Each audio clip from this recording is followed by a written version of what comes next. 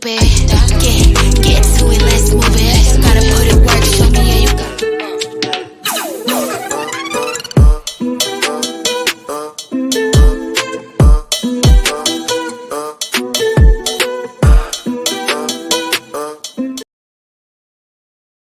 Good evening, everyone. So tonight we are going to be exploring our first Pinot Noir, and it is by a brand called Meiomi. That's Meiomi. I don't know if you can see it with the lighting, but it's a Pinot Noir, and a Pinot Noir is a light red wine made with red fruits, and I would say it is a red wine that is like one step under a Cabernet. So a Pinot Noir is a light body, medium body red wine, and a Cabernet tends to be more full bodied, and it's made with dark fruits, spices, and peppers. So a Cabernet will be a lot bolder than a Pinot Noir.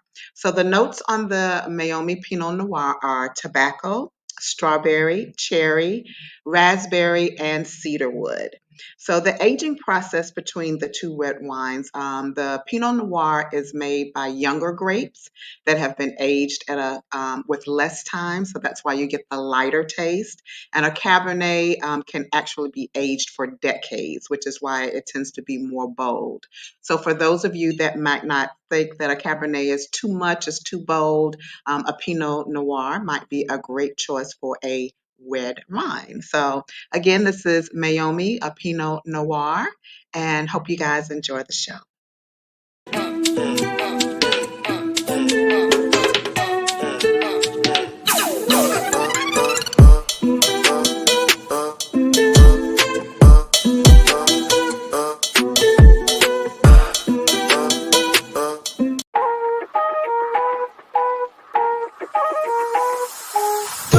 2, 1.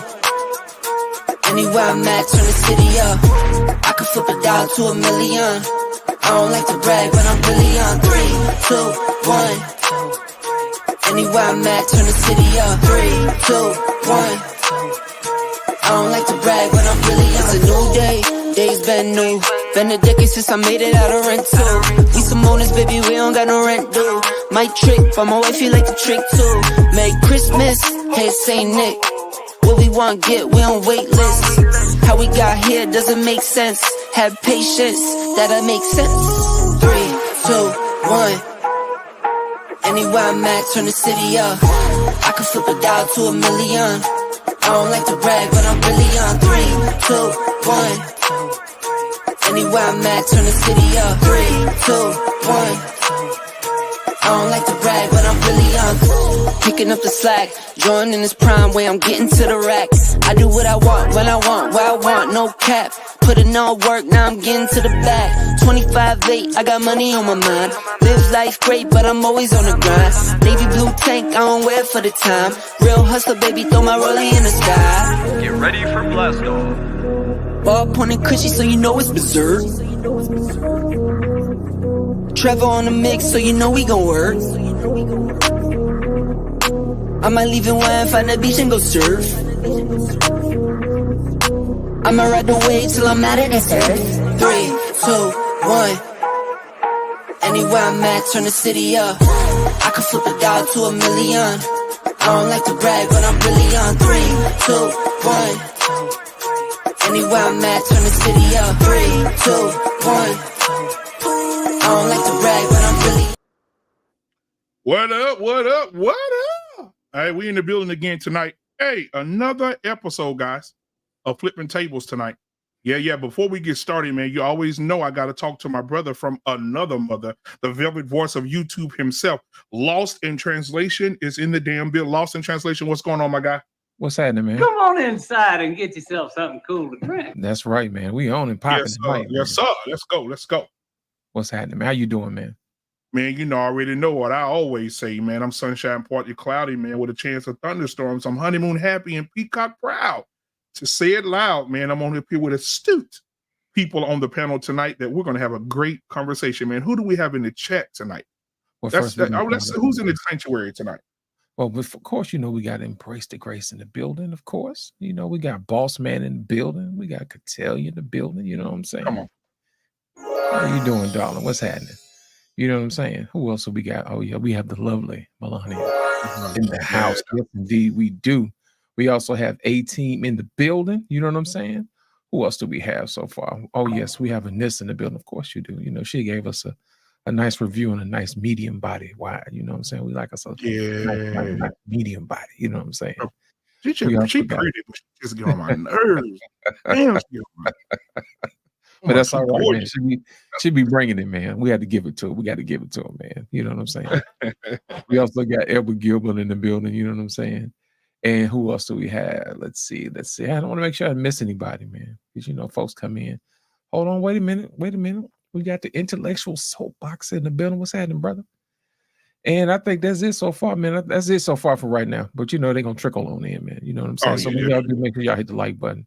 And make sure y'all hit subscribe and share for the new before we get started tonight, I do want to talk about the sermon tonight in the church tonight. We want to welcome you guys first to the BMU Network Baptist Church, where everybody is somebody, where we will talk about everybody. Listen, we have a few people that came to visit today. But the sermon today is Something Stinks in This Kitchen. Ladies and gentlemen, let me say it again for the people in the back. Something stinks in this kitchen. All right, we're going to get to the sermon in just a second, but we got to bring up some people. We got to bring up some people. Let's get adjusted here. All right, the first person I want to bring up, ladies and gentlemen, my twin. Where have you been? Professor's in the building tonight. What's going on? Peace and pan fried chicken. Peace and pan fried chicken, my brothers. So good to see you, my guy. All right, man. Listen. Always a pleasure. The next guy that's going to come up, he's just not the man. He's Boss Man. Boss Man is in the building, ladies and gentlemen. All right. Listen here, man. I don't care what the case. She'll kiss you in the mouth and sit on your face. Embrace the Grace is in the building, ladies and gentlemen.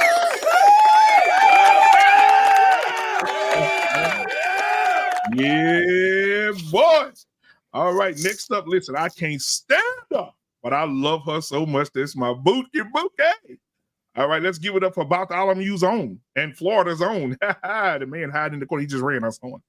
Let's listen to Anissa in the building tonight. Hello, everybody. Hey, man, the next guy I want to bring up, listen. He lit. He talk a lot of shit. He ain't your cousin, but he's your Uncle Rick. Uncle Rick is in the goddamn building tonight, ladies and gentlemen. Yeah, man, it's good to see y'all, man. It's good to see y'all. I want to check the temperature of the room because you already know we got to check on your mental health. Now, I already talked to Miss Take Heat. She said she's on her way. He had to go. Let me see what she said here. She had to jump from the ceiling fan on her husband. She had to finish up with him and she'll be right in. That's what she said. All right, ladies and gentlemen. Have you ever been swallowed?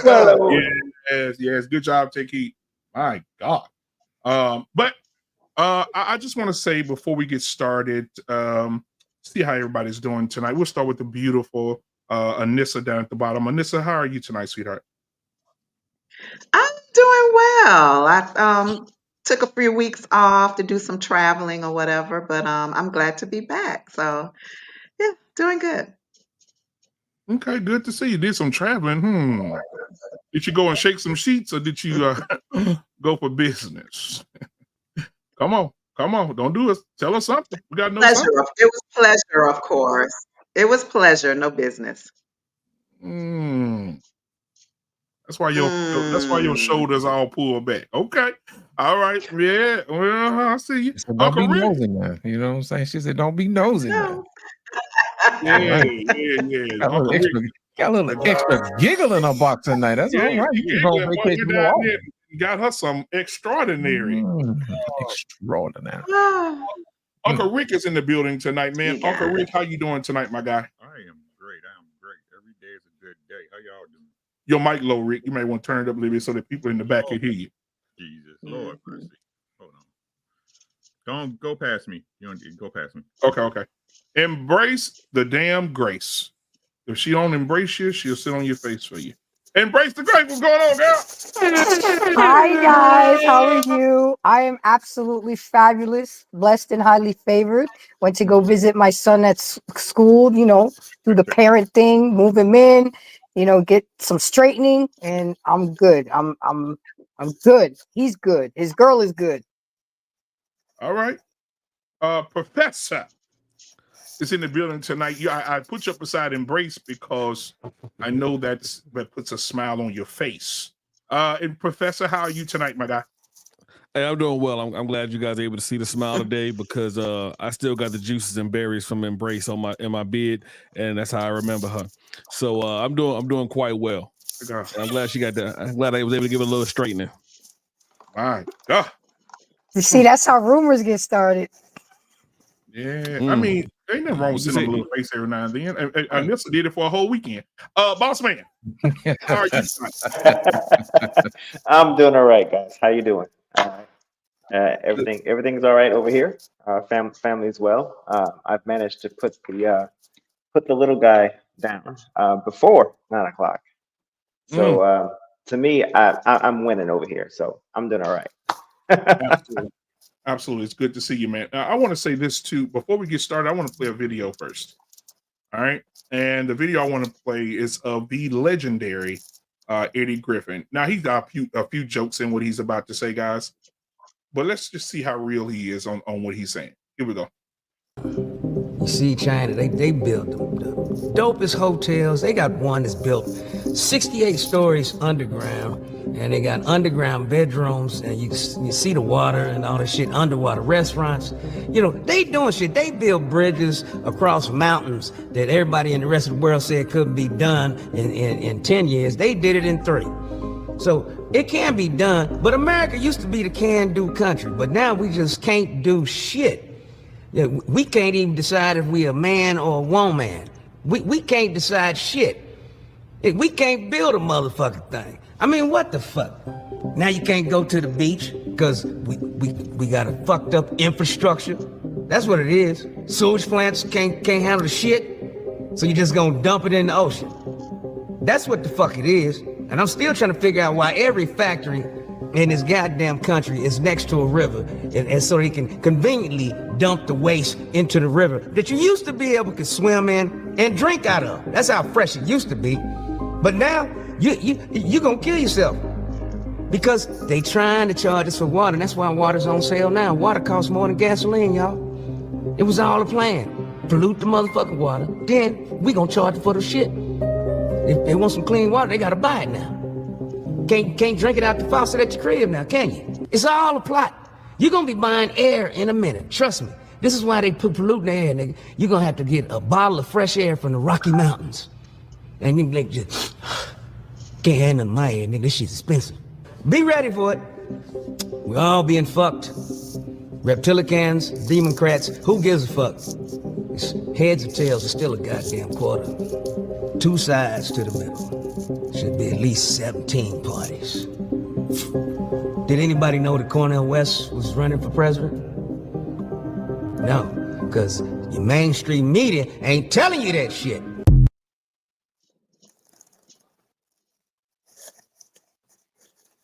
What y'all think about it?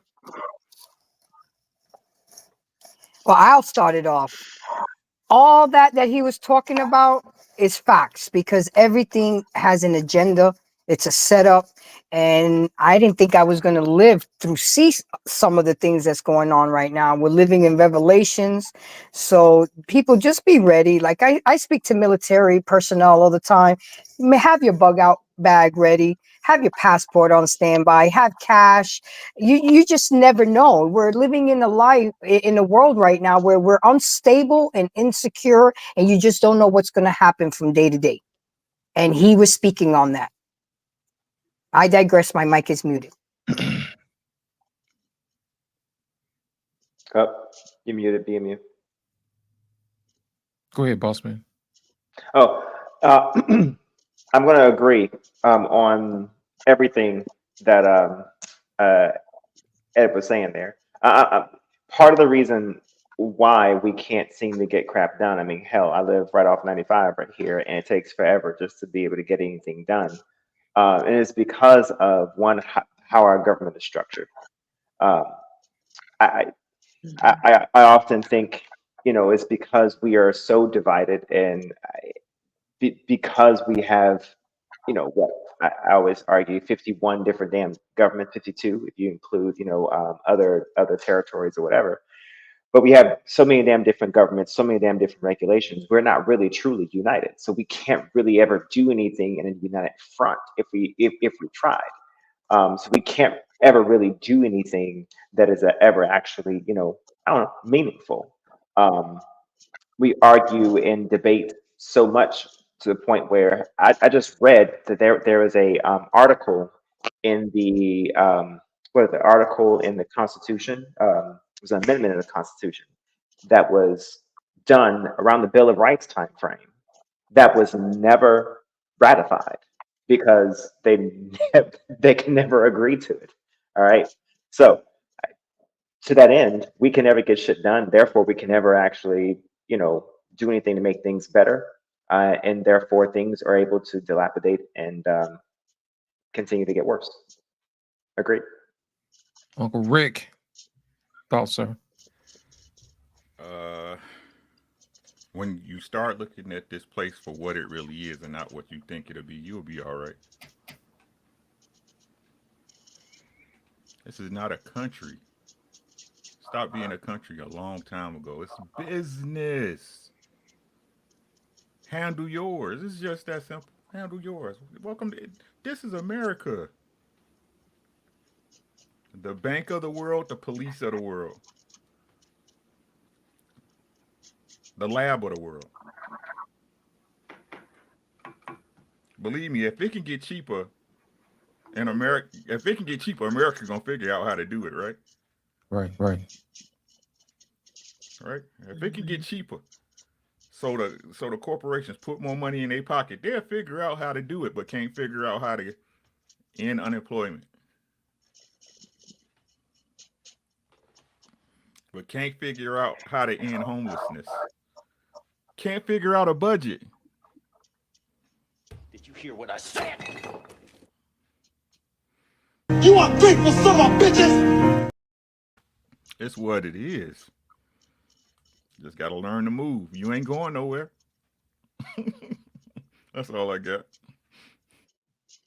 Professor, it's on you, brother.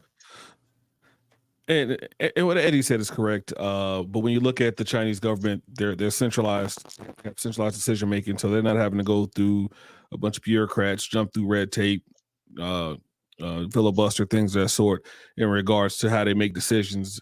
In addition to that, a lot of their companies are state owned, so state owned essential planning. So not only do you have it where it's centralized decision, you have the state owns the construction companies that are going to build whatever they need to build. They have a large labor force, which allows them to pick from whoever they need to. So there's a lot of things that go into how they can build things a lot more quicker and more efficiently than we can. They also have economies of scale, things of that sort. So, I mean, he's right. They are able to build things to be more innovative than we are. And in the United States, we're going to look for things that are the least expensive way to build stuff. And you're going to typically have to do it 5-10 years later. So we have a lot of hoops we got to jump through to, build a mile of road. So China can build a lot more efficiently when everyone's on the same page. Appreciate it. Anissa, it's on you, darling. Your thoughts? I actually agree. I agree with what he said. We're often told that America is the great. What? I know, right? Boy, a little sunshine will do you good, won't it? I'm trying to tell you, you need to take more trips.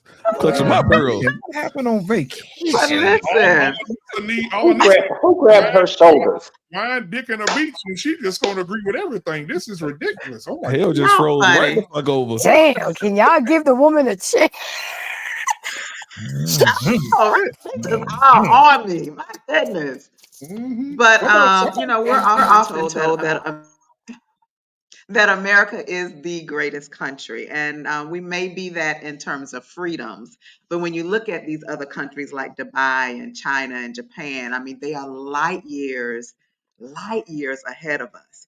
And with the money that's here and the intellect is here, it's hard to understand why we can't be where they are. But as the other people have pointed out, it's our government, it's the bureaucracy, and all of those things that interfere in that growth. So people that travel the world that have been lots of places, they often tell me like, you think America is, whatever, but when you start traveling and you get out there, it'll blow your mind. So yeah, we got a lot of work to do over here. So, but I agree with the video. So, Thank you, Anissa. Welcome to the yeah. show, ladies and gentlemen. Mr. R. Payne. Welcome, sir. Welcome, sir.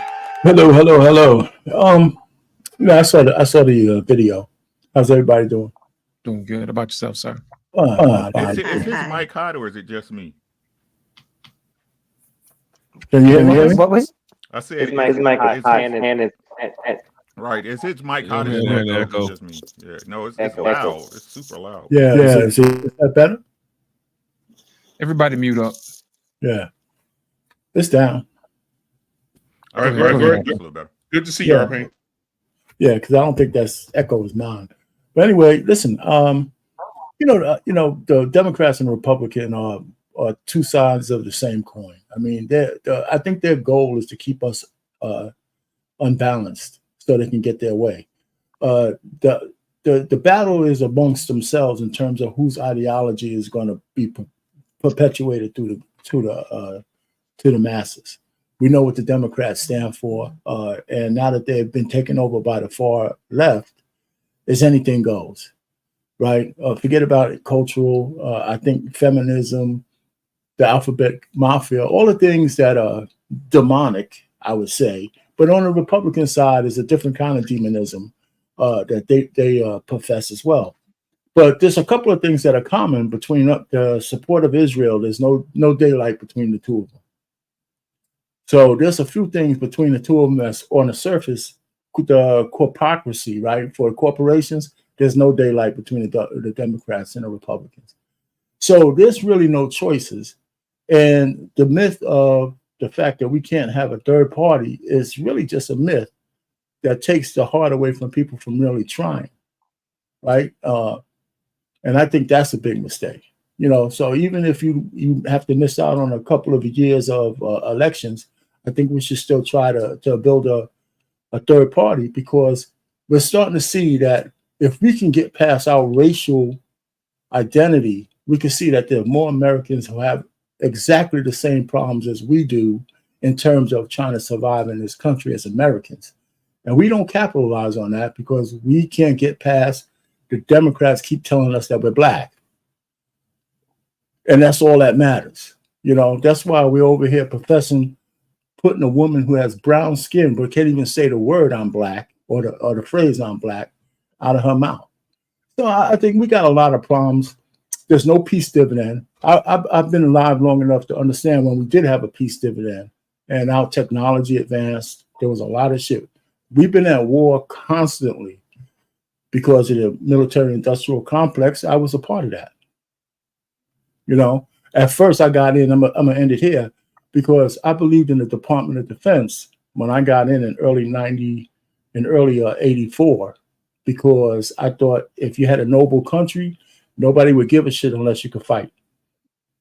Nobody gives a shit how noble you are unless you can fight. So I thought as long as we didn't draw first blood, if you fuck with us, we'll kick your ass. And now we're frightened by we're frightened by bullshit. We got enough bombs to destroy the world 1 million times over. And so this whole notion that we got to worry about every little skirmish around the world is just absolute bullshit. It's just absolute bullshit. So anyway, I'll just land it there. So we're in a pickle, and that's where we are. So I don't know how to come out of that. Appreciate it, R. Payne. Ladies and gentlemen, welcome to the show, JT. What's happening, brother? What's going on, man? What's going on? JT, you saw the video, man. What are your thoughts? Shit, I mean, we've been saying this for like 30 years. Everybody used to call, when people talk like that, they used to call us conspiracy theorists. You know what I'm saying? So now it's right in front of our face. Right. So you don't have people arguing about these things that's happening no more, because it's happening in real time. So, you know, all of the things that he was talking about, it ain't like you can't really see it. We see everything that they're talking about now. We're living it. You know, so I did a couple of shows, man. Like one of the biggest shows that I did was how stupid Generation Z was, right? And I just, you know, said it so I can get people's attention. When you don't have your average 24-year-old does not know their timetables. They don't know their timetables. I just seen a video where a guy was had his nephew and his son in the damn bathroom putting douche in their eyes and one of the guys' eyes, and he was like, "Y'all don't read shit or nothing.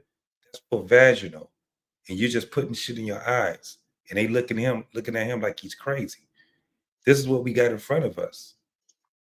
So now that they're getting the people as dumb as they need to get them, I mean, what else can you say right now?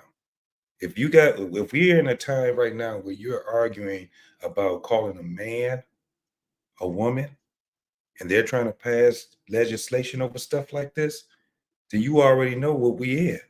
It's no argument anymore. You know what I'm saying? So, you know, everything. And I've listened to a man for years. This ain't something new that he's been talking about. This man been having these doggone what people would think is jokes. It's telling you the truth about it. You know what I'm saying? So, I mean, ain't nothing else that you can really say about it other than you better, like my girl said, you better go get your bug out bags and your passport or something and get you a destination. That's it. Appreciate it, JT. But last but certainly not least, the queen herself. Ladies and gentlemen, put your hands together for Abang Angwan. It just means queen, baby. Ladies and gentlemen, take heed to the message. Yes. Good evening, Donald. How are you this evening? Good evening, everybody. I'm so sorry I'm late. Please No, you're forgive good. me. You saw the video, didn't you? I did not. I You was didn't. running from the room. I did not. I'm sorry. That's all right. You running from the rain. Nothing wrong with that. See, China, they build the dopest hotels. They got one that's built 68 stories underground, and they got underground bedrooms, and you see the water and all that shit, underwater restaurants. You know, they doing shit. They build bridges across mountains that everybody in the rest of the world said couldn't be done in 10 years. They did it in 3. So it can be done, but America used to be the can-do country, but now we just can't do shit. We can't even decide if we a man or a woman. We can't decide shit. We can't build a motherfucking thing. I mean, what the fuck? Now you can't go to the beach because we got a fucked up infrastructure. That's what it is. Sewage plants can't handle the shit, so you just gonna dump it in the ocean.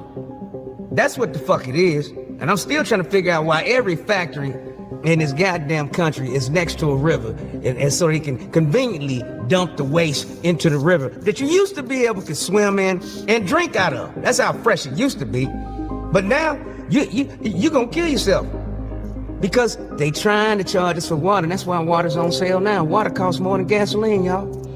It was all a plan. Pollute the motherfucking water, then we gonna charge for the shit. If they want some clean water, they gotta buy it now. Can't drink it out the faucet at your crib now, can you? It's all a plot. You're gonna be buying air in a minute. Trust me. This is why they put polluting the air, nigga. You're gonna have to get a bottle of fresh air from the Rocky Mountains.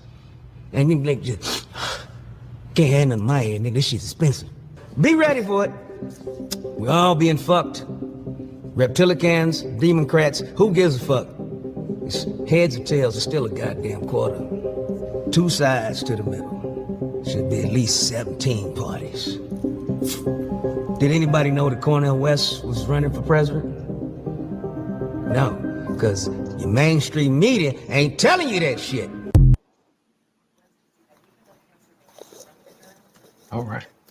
First of all, who gave Eddie his own show? Because that's man, they're gonna run him off. I'm telling you right now. Oh man, they're gonna drop his channel. That's absolutely. True. Absolutely, he be gone in a month. Yeah, you got to be careful putting out truth to social media. You see, they got rid of our sister Candace. She gone too. Oh man, you gotta mix it up. You gotta mix it up. You gotta put bullshit and truth in the same. And that's only how you get to stay in here. What he's saying, he's preaching it. The difference is that all these other nations who have beautiful infrastructure is that they're stealing just like our nation is stealing, but they're giving it back to the masses too. Our nation is stealing and looking at us like, well, we gonna do whatever we could do. Once in a blue, we'll do something. We'll repave the roads and stuff once in a blue. So that's what our nation is doing. Our nation is just straight stealing. Both of them on both sides. One say they want to do something, the other one say they'll do it, and then they both end up not doing it, and then they'll turn around and blame Congress. Even though it is Congress' fault anyway, but still, still they don't do what they're supposed to do. So yes, we are not, when we say we're the greatest country in the world, it's only because we have freedom of speech. Technically a little freedom of speech, because even you have to be careful what you say on social media. But we're the only nation that can say whatever we want to say. Other nations can't. They'll get in trouble. These people will go to their home, pull them out the house, everything like that. All the shit I've been saying about Kamala and Trump, man, they would have been put me somewhere. You know what I'm saying? If our nation was like that. But when we get up here and we just say America is this, America is that, man. The stories my king told me about when he traveled before he met me, man, it's amazing. He paints a beautiful picture. And I'm like, wow, honey, you have been everywhere. He's like, yeah, I travel a lot of the parts of the world. My husband been to France. He's been to Cuba. He's been to it's a lot of places, and I'm like, man, you just enjoyed yourself when you were young. And because of the job my husband had, he worked as a diplomat assistant, so he just enjoyed himself. That's why I always tell y'all, my husband has done nonsense when he was young, and I always tell him, like, I still don't know how you chose me, because the women that you have been with, he's like, baby, I did not see anything in them like I seen in you. I thank God for that. But back to the story at hand. I don't think it's going to change. And I like what Arpane said, that we should have a third party. But the problem is we have other choices. But the Dems and the Republicans shut them down. Like Jill Stein. Jill Stein is a choice as well. You got Cornel West. Cornel West is a choice as well. And they're grassroots. You know what I'm saying? But they shut them down. And Cornel West already said on IG that they told him they would give him some money to come out of the race. And he said, well, what about the stuff I'm asking for my people? And they said, once you come out, we'll talk about it. Now they lying. They lying. But there are other people. But the thing is, I always say this, Republicans and Democrats are the biggest gangsters in this bitch. I'm telling you, people fear them. They're the same people who say they're going to make the 1% pay. Mind you, they had them at the top floor of the DNC and the RNC and suites and shit. These same people, they going to make pay their taxes. That's a damn lie. If they were, they would have been changed the tax laws. They keep it the same. They lie to us and say they're going to make these people pay. You know how they make these people pay? They just ask them to donate to their state. That's all they do. That's why we got over here in Jersey, they got the what they call it, the anchor rebate system right over here. So usually when you get a rebate for your taxes for your house, it's usually like $400 or $500, right? So they add on an extra $1,000. Mind you, our taxes is crazy over here. but they give you an extra $1,000 and tell you get out of here. You know what I'm saying? All because of some of the rich families over here. So listen, no matter what we do, it's gonna always be them. It's gonna always be them. All these conversations we have, and we're gonna have them in the next 4 years. I'm done. You know. Oh, okay. I'm gonna say this real quick. I want to add a little bit something else to of news we've been hearing today. I do see that Diddy got arrested. And I see other people are looking to get some money. I seen one of the girls that he dated, Dawn, who he was banging up for 10 years, says that he groped her. Of course he did. You was having sex with him. Was she the one from Kennedy came? Yeah, they were dating for 5 years. But I had a solution today. Since we want to, throw R. Kelly in jail, and you want to throw Diddy in jail, all the black women are cheering. Some of them are cheering, throw them niggas away. But nobody's throwing the white men away. They're not going to stop going to Memphis to Elvis's house when he was 27 and his wife was 15. They're not going to go to his house and not stop touring his house. It makes $60 million a fucking year. His family's going to continue to live. They're not going to stop playing Sweet Caroline at the baseball games here in Dallas or anywhere else in the country. When the man specifically said that he wrote the song for a 12-year-old girl, Robert F. Kennedy's 12-year-old daughter, Sweet Caroline. Mm-hmm. Yeah, how he touched her and how it felt good in the summertime to touch her and feel her. But we're not. So good. Yeah. We're not. And he specifically said, go look up the interview. On the interview, he said his words were, "Yeah, I wrote that for his 12-year-old Robert F. Kennedy's 12-year-old daughter." But nobody's talking about that. We're talking about Diddy. But this is what I want Diddy to do first. Two things, and we'll move on. I want Diddy to release all the tapes. I want him to crush everybody. And then all your favorite people that you like gonna get exposed. Because at them Diddy parties, everybody was there, from Morgan Freeman to fucking the Folgers coffee cameraman. And I hope he release everything he got and crush everybody, kill the entire Hollywood scene. Because Stephen A. Smith did a show today, and Stephen A. Smith says, the quicker y'all let Diddy out of jail, the quicker you're gonna save some careers. He said, I don't think y'all want to piss Diddy off with the information that he has on so many people. So, but also I'm gonna say this and I'm out. We're gonna move on. I think that everything that Diddy touched, since they're monsters. All the people turning on him. Mary J. Blige says I just distanced myself from it. I think everything that Diddy and R. Kelly produced, wrote, put together, songs, whatever, I think they should all be pulled from Spotify and every music streaming service in every store. They shouldn't be played anywhere. Pull them all. Cut off funding to them. I think nobody should get. That's going too far, nigga. That's going too far. Oh no! Going too far, nigga. I'm trying to figure out how my. What you talking about? Slow down now. I'm being sarcastic. The artist, the art. My God, the artist is the art. You know? How am I supposed to listen to the man? I'm being sarcastic here because people want him in jail. People want him thrown away. Then take everything that they did and throw it away. Don't enjoy what they did while you're also chanting that they should be locked up. Because I know one thing for sure and two things for certain. I was just at this grown and sexy thing. And they played Step in the Name of Love and all the chairs cleared. Everybody was on the floor turning and spinning. It's good music. It's good music. It's good music. Yeah. So, but I know Anissa was going, she said, I'm glad you got his ass. She just be cheering for them niggas being in jail.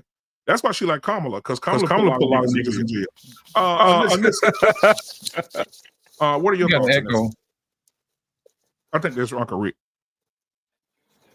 No, it ain't Rick, because it ain't echoing now. Okay, da. Hey, Uncle Rick, unmute your mic real quick. Hello? All right, now testing. Yeah, that's Rick. Y'all can hear that? Yep. Oh, I got you. Okay. So Anissa, did you want to respond to what I just said? I'm sorry, you kind of echoing on my end. I'm sorry, there you go. Did you want to respond to what I just said? Well, this is how I feel about Diddy. Diddy's been doing what he's been doing for quite a while. Uh-huh. And I think what some people may not want to just admit and accept is that unfortunately the stuff that he's done is against the law. The abuse, the drugging people to incapacitate them or take away their ability to consent. Hello, Bill Cosby. Things that he's done are against the law. And that's what he has been indicted on, whether we like it or not. Just because you are a man and you have money does not mean you get to do whatever you want to do. It just doesn't mean that. Allegedly. And he's done this for years. Well, I think if the federal government brought these indictments, here's the thing. It's the federal government and they don't bring indictments unless they have something. They don't have time to play games like your state police. Okay? It's the federal government. If they indict you, they got a fucking case against you because they really have better and bigger things to deal with. So let's be clear about that part. But I think if this is the behavior that he has been involved in, I think that he needs to be accountable. I don't care who he is. He needs to be held accountable. I mean, I think they said, 1,000 bottles of lubricant and baby oil and all this kind of stuff. It's like, come on. Let's hold people accountable for their behavior. That's fine. And when you do something wrong, you just hold them accountable. Let's hold them accountable. But at the same time, though, Anissa, I think that when it comes to black men, we just rush in and punch them in the mouth. What I want to say is that rush in. This has been years. No. What I'm saying is, what's the ex that passed away? What's her name? The one he killed, Kim Porter. So right. So Kim Porter allegedly, right? Kim Porter, best friend is very knowledgeable. She's gonna be dead next. But she said that she sat and watched how Diddy and Cassie humiliated her, and how Cassie would take a pad and rub it in her face and shit, and slap her and shit, and Diddy would just sit back and watch. But we run into Cassie's shit. We saying, oh my God, look what he did to her. I mean, fucking, she deserved it, didn't it? I mean, if that's the case, if she beating up on this man's ex right in front of him and he enjoying it like it's a fucking movie. But you know what the difference is, though? All these stories that's coming out, for the most part, once they do get convicted of the shit, basically it's gonna come off with a RICO, right? That's how they know that they got you, because it's gonna all be hunkered down to RICO. So a lot of people think that these folks get arrested for the things that people were saying that they was getting arrested for. They don't. When in fact, the ones that people were saying that they're getting arrested for get busted. They're not even, those are not the ones. Once they start talking about embezzlement and RICO, that's when, and then once you find out what they were really arrested about, it ain't nothing that everybody was saying. Same thing that happened with. They've already said that RICO charges are there. Yeah, it's a RICO for Diddy. Yeah. So what R. Kelly in jail for? I don't know exactly. Right. It ain't what you think it is. It's not sexual. It ain't nothing sexual. It's nothing sexual. Nothing sexual. So it happened to the mayor of Detroit, right? Same thing. The same thing happened to him. They trumped up all these charges, and everybody thought that this man, like right now, it still has he still has the stigma of stealing money from the city of Detroit, when that is nowhere near true. But this is where you have people thinking that that's what he did. Same thing happened with Bill Cosby. If you look at these guys and what they were convicted of, it's not what everybody thinks it is. Not what they initially thought it was going to be. You talking about Patrick? Yes. Yeah. Trump let him out. He good. Come on, take it. But it's still a stigma that he had. He still got the stigma. You're right. Yeah. Take it. Go ahead. I'm gonna share something with y'all. The thing about this whole nonsense with Diddy, I was watching a content creator read off the charges this morning, and some of the charges sound stupid. I'm sorry. Some of the charges sound stupid. It's not what we think it is. So even the content creator was like, this is stupid. This not gonna stick. A lot of the stuff. The thing is that you got to remember, a lot of those people who were around Diddy, they had the mindset that they could do anything to get a deal, a record deal. A lot of them was around him because he had something that they needed. So they all knew he had these freak me parties. They all knew that. And so when Diddy invited you and all through the grapevine, they knew that these parties go left. So if somebody invites you to some nonsense and you know and heard that these parties go left, why are you going? Something that Denzel Washington said. He said, when the devil comes, right? I leave before the devil comes. I hope I said that right.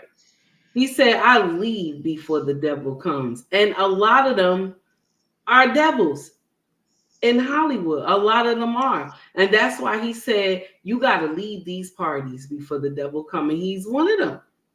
He's one of them. Because, I'm sorry, go ahead. No, I was going to say, this is the funniest thing. You ever notice that everybody has been to a Diddy party, but nobody stayed all the way to the end? Everybody done left early. Everybody? That's what I'm saying. Something is wrong because they all was trying to get something from this man. And this man had the mindset that, listen, you can get what you want to get from me, but you got to come in here and fuck about 10 of us. You know what I'm saying? Or you gotta bend to your toes for a man. So it is what it is. And these people knew they were grown. They knew what they were getting into. Regardless of the fact that they felt like he threatened them, don't go to the party. That's the thing. Don't go to the party. All these people that told you came back said, man, Diddy parties be fucking crazy. When you hear that and they start telling you what's going on in that party, I'll be damned. I'll be damned. I don't care what kind of record deal I want. I'll be damned. I'm not going. I will be damned. That does not make sense. And so when we get up here and we want to say all these evil things about this man, these people signed up for it. I don't care how we try to spin it. He was wrong for the things he has done, but I don't care how we try to spin it. These people signed up for this shit. Even our most famous R&B singers that we love so much back in the day, okay, sucked this man dick, okay, bent to the toes and took it up the ass. Except for Christopher Williams. You know what I'm saying? I don't want to He was the first one. You know what I'm saying? I'm just saying, and the same way that Diddy bent men over, allegedly, I should have said that first. The same way he bent men over, okay, he got bent over. Clive Davis. Same thing. And y'all know the music industry is wild. A lot of these young women don't get into music because they sound good. Mary J. Blige, you take all the background music away and let her sing a cappella. She sound horrible. You take Rihanna, all the music in the background and let her sing. She sounds horrible.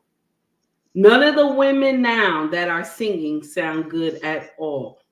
None of them. Only women that you can rely on that can still sing is the divas from back in the day. That's it. These newcomers right now, okay, none of them can sing. None of them. Take even everybody who love Cardi B.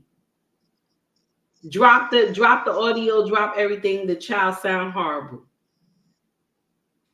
It's sad. Even these rappers, same thing. All these male rappers, none of them ain't got no flow at all. They shook a little something and dropped that soap. Okay? And that's what it is. And we have to tell the truth. A lot of these artists are famous because they shook something and dropped that soap. And I'm done. I'm finished. And what's crazy? How's my mic? My mic okay? It's low, right? Bring it up It's a little extremely low. low. Jesus Christ. How about there? Still low, Bert. Right there? We can hear you. Everybody just got to shut up. How No, about there? you should be good. There? Yeah, you good. Okay. So we could talk about Diddy parties and how all the entertainers went to them, right? Because I mean, what other circle you in, right? You making $1 million deals, $1 million movies. Ain't these the same people who try to influence you who to vote for? Rock the vote. Like we can understand, right? We can understand, right? For people to make it big, it's some weird stuff that got to go on in most cases, right? Is that a fair assessment, or are we just pulling that out? That's fair. Right? So much so, right, that our society now is built so much on focusing on these people's lives. The people who do crazy, something strange for a little piece of change every time, right? Mm-hmm. Right? But then we wonder, right, when you look at it, yeah, I understand the game, right? Like I said, to me, what this is all is, it's like you eating in my house. I got 2 boxes of cereal. I got Cheerios or Frosted Flakes. Which one you want? Right? I'm still controlling your choices. Right? But then when you look at it and you actually pay attention to which messages and influence is being directed from who. Mm. Right? We know it's 2 wings on the same bird, facts? Facts. But it's totally different messaging. Now we know when we get past the messages, right? We understand what it is. It's about this. It ain't about nothing else, right? But even though we only have 2 choices, we only got 2 sides of the same pancake, right? You can actually tell whose policies do what the influence comes from for those policies. You know what? I want to keep more money in my pocket and keep the government out my business if I can. Mm. Right? Everybody who understands business knows the role of a corporation is to simply make as much money as it can. Sometimes businesses take nasty measures. Right? You could have been there for 15 years, never missed a day, and get laid off, right? Part of the game. But then we got messaging from the other side saying, I ain't gonna say it because I might say it wrong. Y'all know what it is. That's hanging out with Diddy, who, again, I told y'all about this, if he did it, fuck him. It ain't his next girlfriend that gonna end up missing. It's gonna be Diddy that end up missing. Word. Right? Now, JT, when we was talking about this, when the Epstein latest came out, right, we was conspiracy theorists. Right.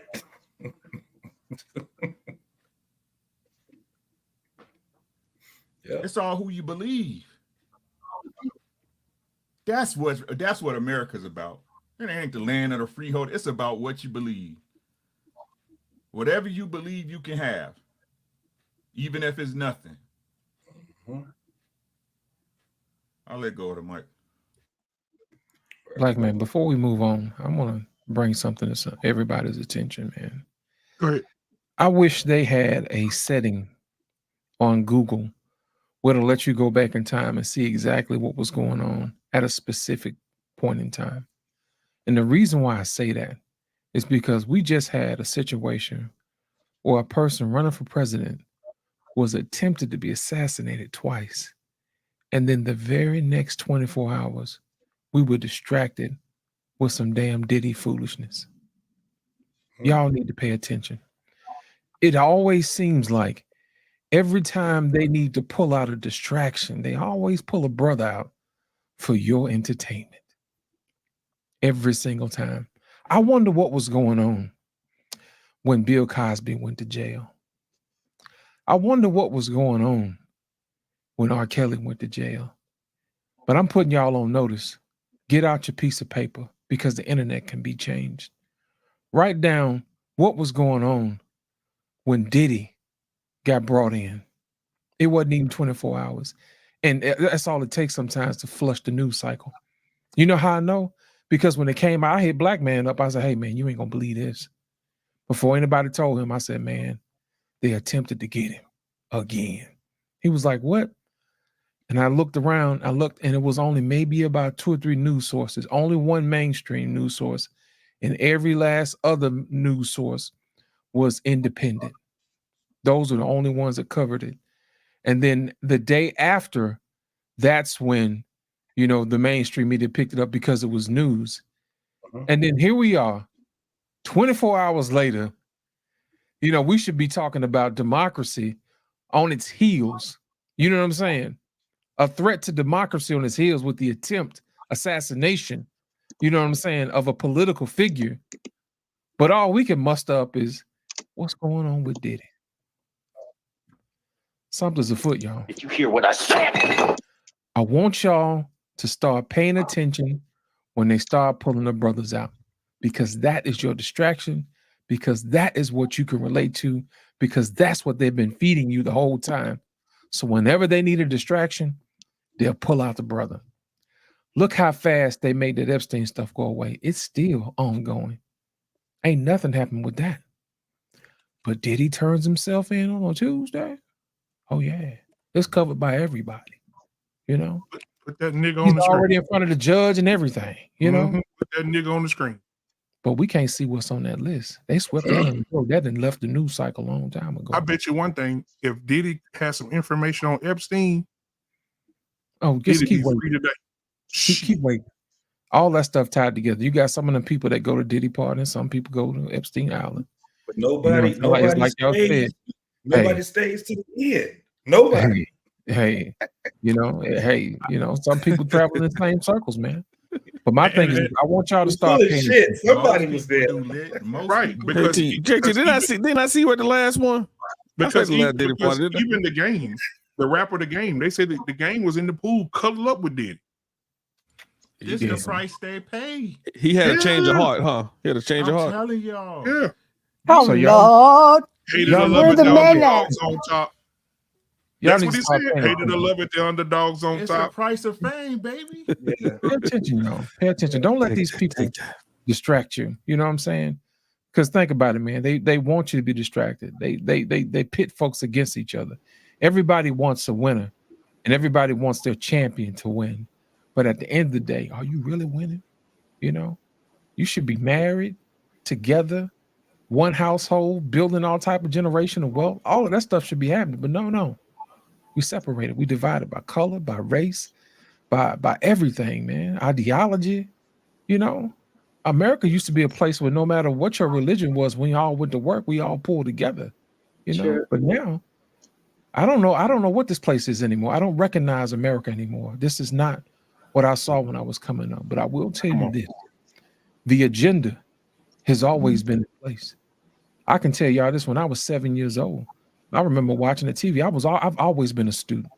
I remember when Jimmy Carter got up on TV, and this is before they had cable, and he started talking about Global 2000. Y'all look that up on your own time. I ain't finna go into it tonight. But y'all worrying about Project 2025. Go look up Global 2000 and then go back and see what's going on today and see if it don't match up. Yeah, that's why they there's always a plan. It's second term wasn't gonna happen. Listen, there's always the plan. And the reason why I pulled that out is because you cannot hide what's in that documentation from 1980, 1979. Because here's the thing, it's hard being a futuristic person trying to teach people with no vision how to see. My God. The reason why I'm telling you that is because I've been watching this whole thing play out my entire life. It is hard trying to get people to see what's coming when they don't want to see. That's the reason why I'm telling you to go back and look at that. If a 7-year-old black boy from the South ain't even in kindergarten good yet, can see that coming, I'm trying to figure out why grown people can't figure that out.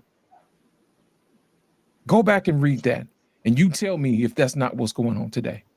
Right. Go ahead. And while we still in this segment, and while we still did you also see what Jimmy Carter said? Did you see what Jimmy Carter said about a woman president?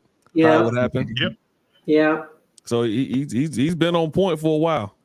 Yeah. So and that's while why we're he still on the gets subject of the family. whole Diddy thing and what happened and everything, Damon Wayans, one from the legendary Wayans family, did an interview and they asked him what advice would he give Bill Cosby, because I know Anissa brought up Bill, and this is what he had to say about Bill. And y'all tell me what y'all think about this. Then we're gonna move on to the show for tonight, because we got some stuff we need to cover with that. But here we go. Some of bitches. Hold on. What the hell? That wasn't the one. Wait a Damon minute. Wayans. I pulled the wrong one up. Hold on. Oh shit. Hold on. That don't look like him. No, that ain't him. Hold on. Come on, black man. You got to spit start that thing, man. Whoa. Oh. Spit on that thing. You got to lube it up, man. Come on, man. Oh. Get some baby oil on that bitch. Come on, man. Lube it up, black man. Get it ready. Oh my God. Hold on a minute. Let's see. Hold on. The devil has been destroyed. Fuck the frail shit. That's so goddamn dope. Shit is dope as hell. Oh shit. Hold on, y'all. I think I got it right here. Give me just a second. But while I'm waiting on this right here, because I don't know why I downloaded it wrong or whatever. Shit. I downloaded the wrong video. But anyway, while we're waiting, I wanted to say something real quick. I'm sorry. Yeah, go ahead, baby. Go ahead. So I have put on my post on my IG, and I was saying that I'm so happy that that Donald didn't get deleted. I'm gonna share with you why I say I'm happy he didn't get deleted.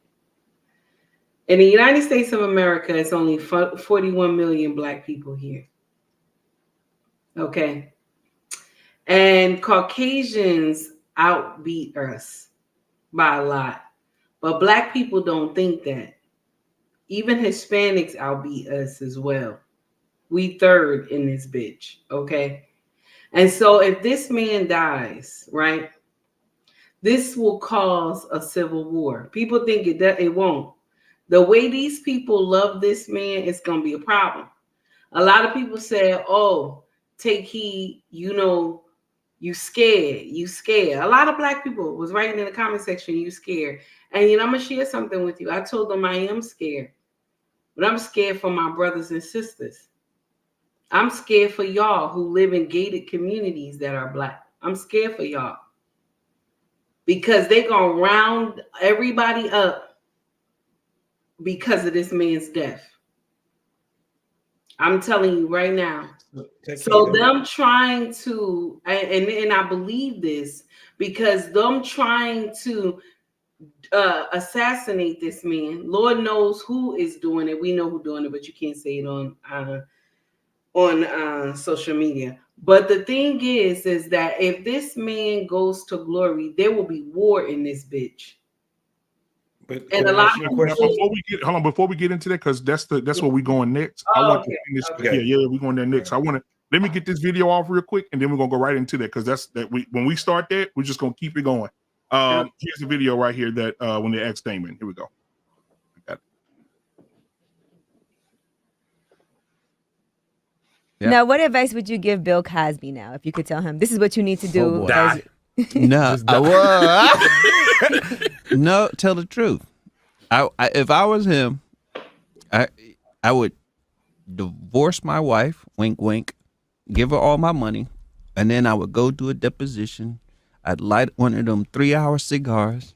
I'd have me some wine and maybe a Quaalude, and I would just go off, because I don't believe that he was raping. I think he was in relationships with all of them. And then he's like, you know what? It's 78. It don't work no more.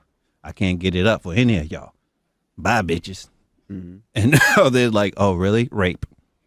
Because, I mean, so you think he had 40 50-year relationships? 40 years. You listen, how big is his penis that it give you amnesia for 40 years. Well, no, in all fairness, some women did come out previously.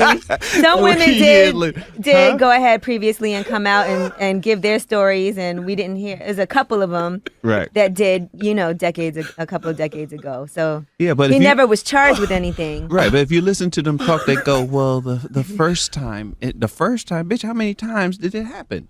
Yeah. Just listen to what they're saying.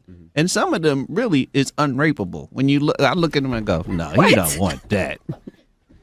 Get out of here. But I go on, get up, get out of here. No, but I understand the dynamics of they might have been hot in their younger days. No, you can tell, dude. Some of them are models and actresses, but I understand the dynamic of people saying, well, why were you alone with him? Or why were you in that room? Or why did you go upstairs with him? And then people look at you in a certain way, and you're like, man, maybe I shouldn't have done that. Maybe that's my fault. Look, I understand fame. I've lived it. Women will throw themselves at you. They want, they just want to be in your presence. There's some that innocently will come up there, but not 40-something women. They're not that naive. He talking about in 1965, he just walked in someone's dressing room and put his penis in their mouth. But then people are also looking at Bill Cosby and the persona that he has of like a mentor. Oh, I'm going to help you with your career. Some of them were on the Cosby Show and would come into his dressing room. You know what Bill Cosby did wrong? He started criticizing young black men. Yep. And then he lost us. Yep. And so we're not supporting him. And they see that opening. And so now, you know what? Attack him, kill him. But the dude from Seventh Heaven, his show's still on TV. Yep. That's very true what you said, because Woody Allen making shows and movies for ain't nobody. Hey, if it was my daughter, then I would have killed Bill Cosby. But being just sitting back looking at it, I just go, I just don't believe this. I think it's a money hustle. I agree. Some of them. I agree. What you doing? Cost of fame, bro. Right. I don't get and they go, and you think that just goes for Bill? That goes for R. Kelly. That goes for Diddy. That goes, man. This is why I don't feel sorry for them. Everybody knows. Yep. I don't feel no Bill Cosby. You giving Quaaludes? Yeah, this is the game. Hey Rick, this the craziest part, because we've been saying this for a very long time. The Seventh Heaven dude moved his shit is still syndicated, bro. Now this is the craziest part. He admitted to doing it. Yeah. To young kids, and guess who he admitted it to? His wife. His wife. Recorded in everything. This is how it's supposed to go. Don't that's what I don't get. Woody Allen. This is how it's supposed to go. Bro, I just saw an interview of a lady talking about Mike Tyson. She said Mike Tyson hired me for a job. My job, I think I sent it to you, Take Heat. My job was to sit and watch Mike Tyson fuck. And Tasha K said, wait a minute, what happened? She said, I sit and watch Mike Tyson fuck. That was my job. He paid me. I don't blame him. I was sitting and watching. She said because he didn't want women to say that he got great. She said the night that Robin went up to that room, Mike called her and said, hey, you need to get here because she finna come. I need you to be in the closet watching again. So sometimes she hide in the closet and watch him fuck so she could be a witness. If any women lie. And she said Mike had, and then I'm gonna say the pause before I even said it. She said Mike had the biggest penis she ever seen in her life. She said Mike used to murder bitches. I mean, she said he used to fuck them like animals, like just killing them. And she said she used to watch. She said she used to watch through the door, and when they leave, Mike said, "Did you see it?" She said, "Yep." So the day Robin came, she said she didn't get there on time. Said by the time she got there, Robin was already gone, and a week later, she had filed charges saying he had raped her. Oh, damn. She said that's the only one she missed that didn't sit in on. That's crazy. That's crazy. Because even Donald Trump said it back in the 90s. What did he say? I don't understand how a woman can go to a room at 3 o'clock in the morning and play Scrabble. What were they doing? Why was she there? It's not great. She wanted it. I said the same thing when that woman was in his room around 3 in the morning too. That's the Ray. Have you ever? This is the thing, and I've been around motherfuckers that celebrities or whatever, right? It's weird in a room. It's like Chris. That's why I don't like when Christmas start to come around and Thanksgiving, because people start acting weird as shit, right? Everybody just start acting fucking weird. When you got celebrities, rappers, basketball players, whatever it is, right? When people recognize that they're there and you're in the room with them, dog, that room is so fucking weird. People would start being as weird as possible. If you've ever been at a strip club, I don't know how many of you ladies have been in a strip club. Women would do some of the most nastiest shit. Shit, you better talk. But niggas that ain't got half the money that these celebrities got. Yeah, right. They would do some of the net. Now imagine you got a celebrity. Now go, what was it in Florida? The King of Diamonds. Then in Atlanta, you had that other one that everybody Magic City. Magic City, brother. City, all these different ones. No, it's so weird. It's just they would do some of the most disgusting shit and for just some goddamn a couple of $1,000. Now imagine. You got $1 million. Right. Yeah. And then you got a Chris Brown with Diddy. Then you got a Usher, and you got all it, and you start steady, just a bunch of you in a party with a bunch of just so-called stars. That party about to be crazy. Diddy parties one of the most freakiest parties. Ain't nobody talking about Jamie Foxx. That's true. Jamie Foxx did it way before Diddy was doing it. Jamie Foxx was doing these parties before he was even a fucking star. Uncle Luke. And Magic Johnson before that. Oh my God. So move some parties. The most disgusting shit in the world. But you know what, JT? That was what Luke did though. What you was just saying about with what's his name? With and he probably got it from Luke. Luke used to have motherfuckers looking. He had cameras everywhere. That's why you never had him up on any type of sexual scandals, because he made sure that everybody seen everything. You know what, Cameron, the rapper, right? Cameron said he had sex with a chick. He said he pulled a condom off.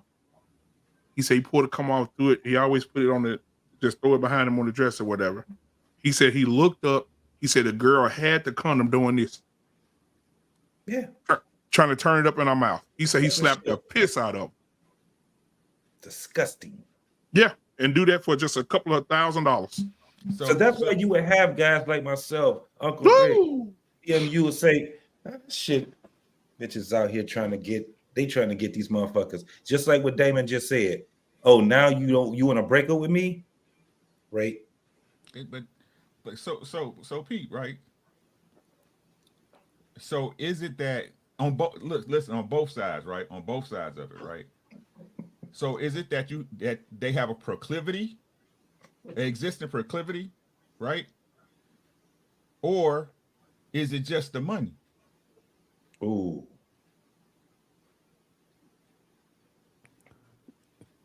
I think it's more of the clout, just being in the space with them.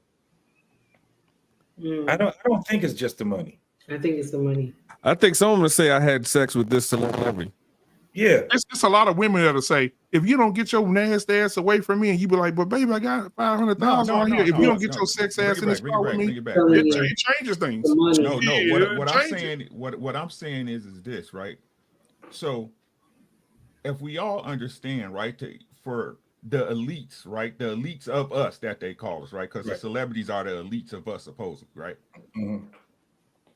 We got to understanding that these type of interactions happen, right? For you to get to this certain level, you're gonna hit this ceiling, right, and you move up to a certain level, right? In the entertainment biz, at least, right? Well, I think that's pretty much a given from now on. It's all the same, but that's just me, right? I got to be fair, right? So everybody grew up, you know what I'm saying? Hey, Michael Jackson was the thing, right? He was the man, right?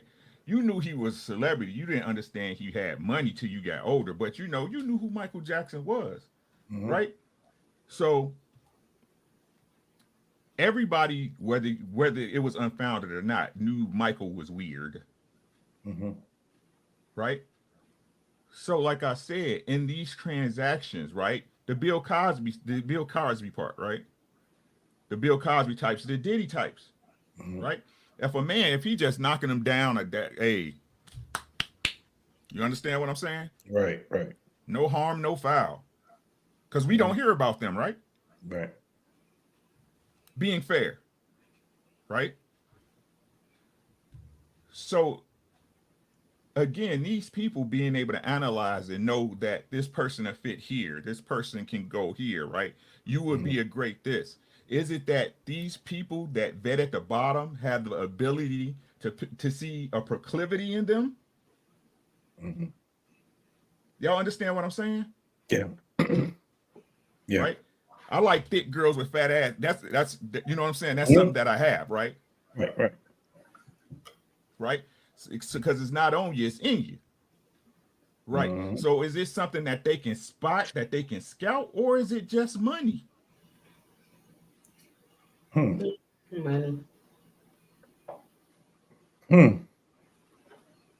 Right, because if it's the latter, I mean, I wouldn't want that person around my child, my wife, you see what I'm saying?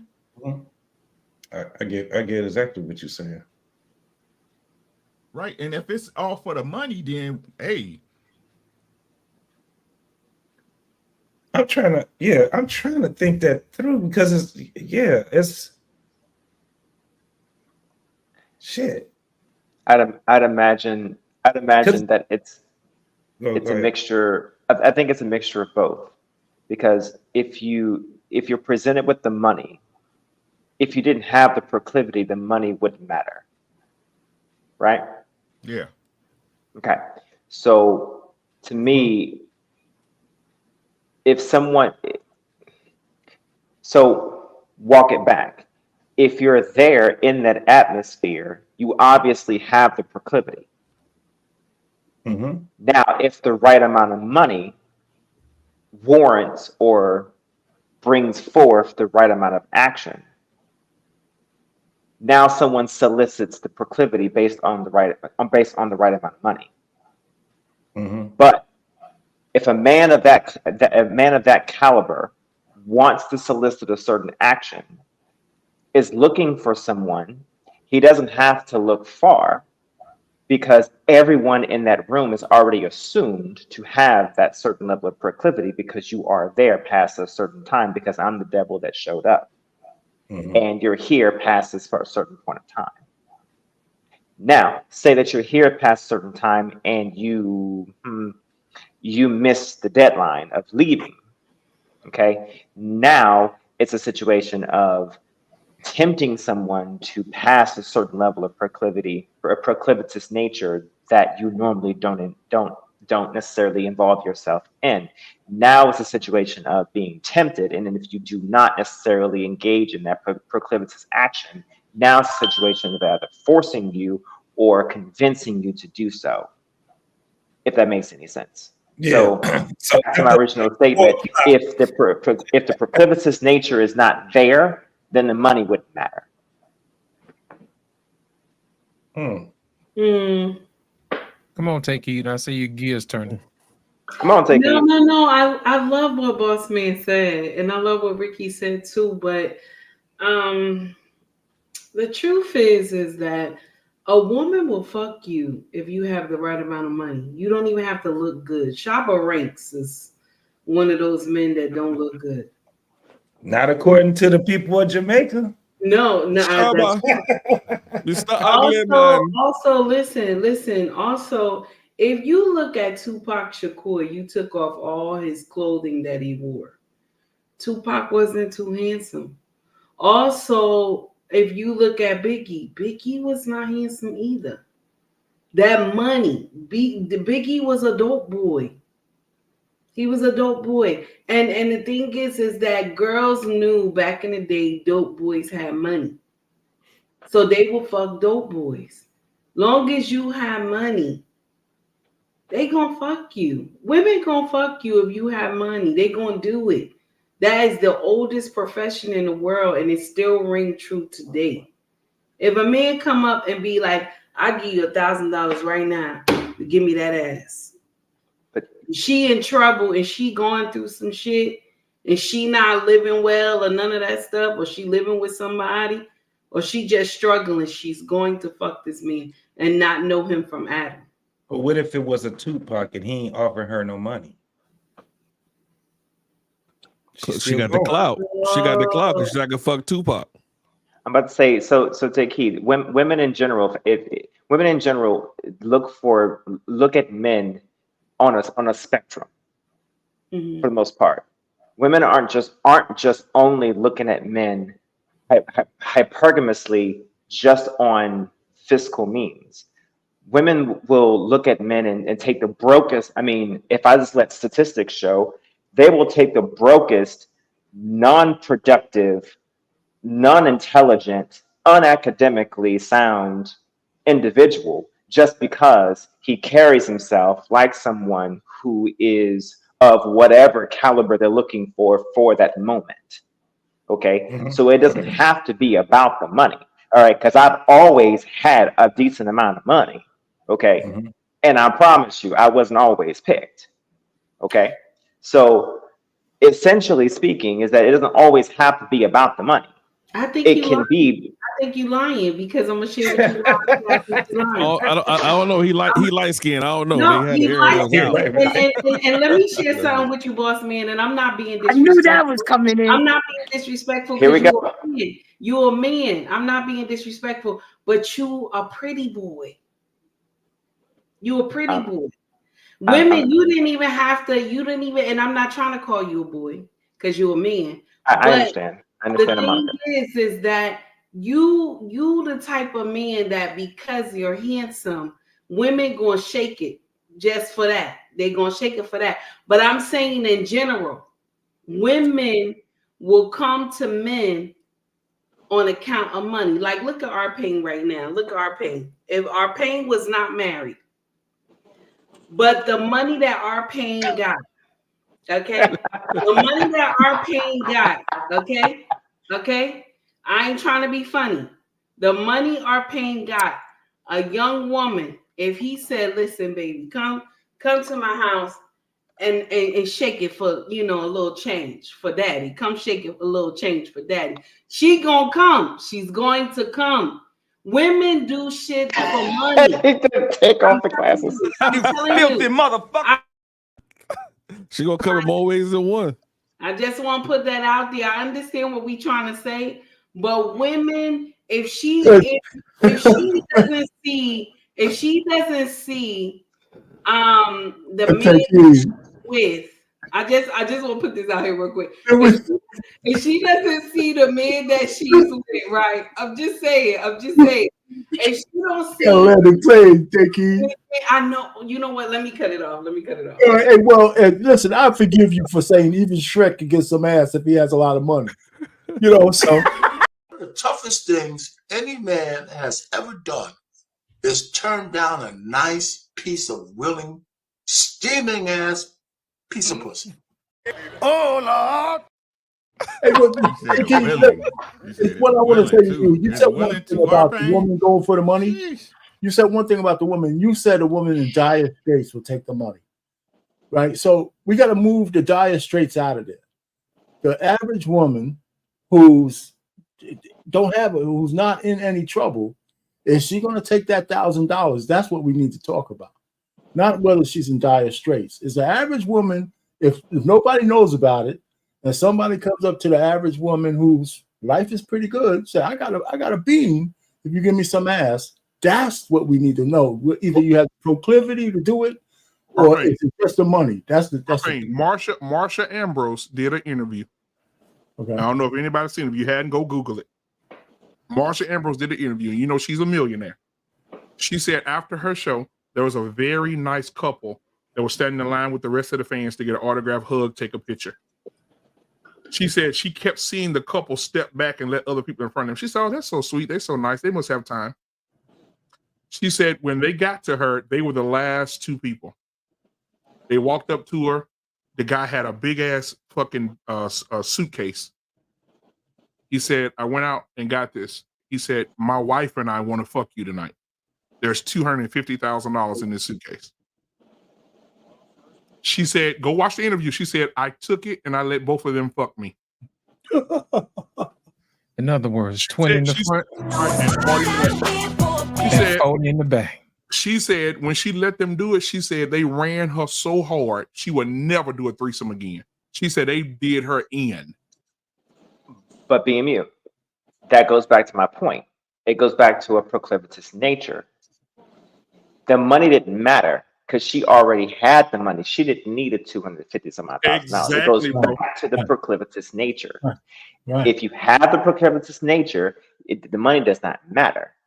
If the opportunity presents itself and it's an opportunistic moment and it's an auspicious moment, okay, money be damned. But if it's already there. 250. Okay, You gonna take the 250? She was gonna make that tomorrow off of her royalties. If they said 2,500, they would have said no. I got a question, Anissa. All right, you go to Frankie. Too early. I'm sorry, Frankie. Rest in peace. Too soon. If you go to an Earth, Wind, and Fire concert, and the lead after it's over, he said, "Oh, hey, beautiful, come here, sunshine. Come take a picture with me." He whispered in your ear. Anissa, you gonna take the 250 and give him some of that pussy? I don't, as boss man would say, I don't have the proclivity for that type of behavior. So the answer would be no. You gotta be Charlie Wilson. You gotta be Charlie Wilson. No. Let's walk this down now. Come on, Rick. Come on, Rick. Let's walk this down. See, you would have to dangle something. See, Earth, Wind, and Fire just wouldn't do it. You already told your lie. It's okay. You done already told your lie. Right. If they took you on a trip. So let's walk this Turn down. that down easy. Let's walk this down, right? So, is it fair, panel, to say that the average person, that's what Arpain said, right? The average person has these proclivities.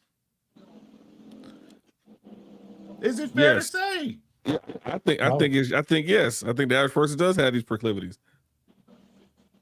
So what is it, right? That you just didn't have an opportunity?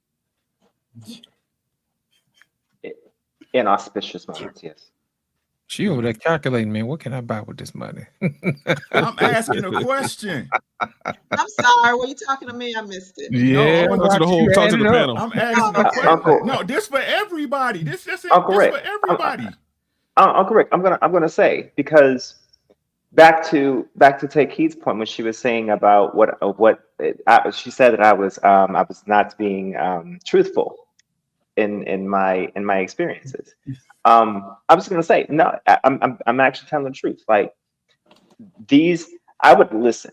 Okay, as a young male in my early 20s, I would listen and hear the stories that men my age would say, their experiences about women. And she's relatively right in that women would just walk up to these guys and the stories they would say is like women walk up to him and say, "I want to fuck." And I'm like, what? this shit actually happens? Shit, yeah. Right?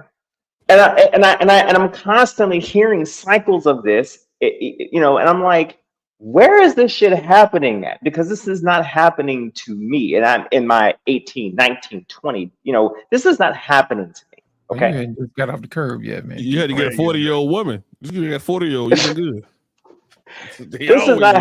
This shit is not happening in real life. This can't be. Okay, this is fucking simulation. All right. But so with that in mind, from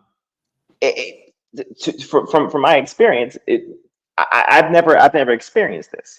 And so I would have to think back and say, okay, but if things were more opportunistic, if things were if opportunities were more auspicious, what would I do in that moment? Is it because I was a goody two shoes and I just wouldn't have taken the opportunity? Or was I just never given the opportunity, because I had to think that those men were the way they were because they had the opportunity, because they didn't walk this. Listen to the story. They didn't walk up to the women walked up to them, if the stories was true. So back to your point, Uncle Rick, bringing it back, tying it back, is that there was an auspicious moment for the proclivities to actually take place. Now, I also have to believe that that proclivities also have to take time to build also. Okay, so yeah, I have to agree that they just never had the opportunity. And sometimes some people don't develop proclivities until that auspicious moment takes a seat and takes root to actually build. Go ahead, Uncle Rick. So, boss, man, let me just say this. Oh, somebody's going to say something, but real quick. I was going to say we playing a drinking game. So every time I say proclivities, you got to take a drink. Yeah, okay. But the point is, all those people at the Diddy party was way past. They were already on the other side. They were already on the other side. If we bring it back to that, like with this indictment, they have these so-called lady number one, lady number two. You know, listen, a lot of those folks there that are coming out now, they were just willing participants, I believe. And, you know, so they find this is their way out.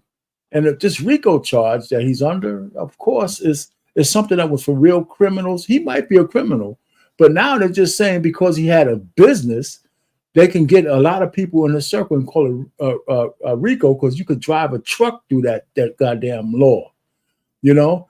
And so that's the easiest thing to bring up a whole bunch of shit. So some of it could be true. I think he's a dirty dude, but I'm not. It's hard for me to think that all those women were there are more innocent than the men that were there, right? Yep. So here's another modern kind of thing that women have no agency over their pussies. It's just men taking it from them. They're these like innocent little doves and shit, just being taken advantage of. Now, if there was kids involved, then he's gone. But I mean, these grown women know exactly what they're doing. Exactly what they're doing. Now, there's some that maybe if there's one or two in there that will coerce, maybe. But you know, so I'll leave it at that. So I mean, but Payne, I don't think all of those folks was over on the other side already. I think that when you get an opportunity, I think it is the proclivity, the natural proclivity of a lot of these women. And shit, probably goddamn men too.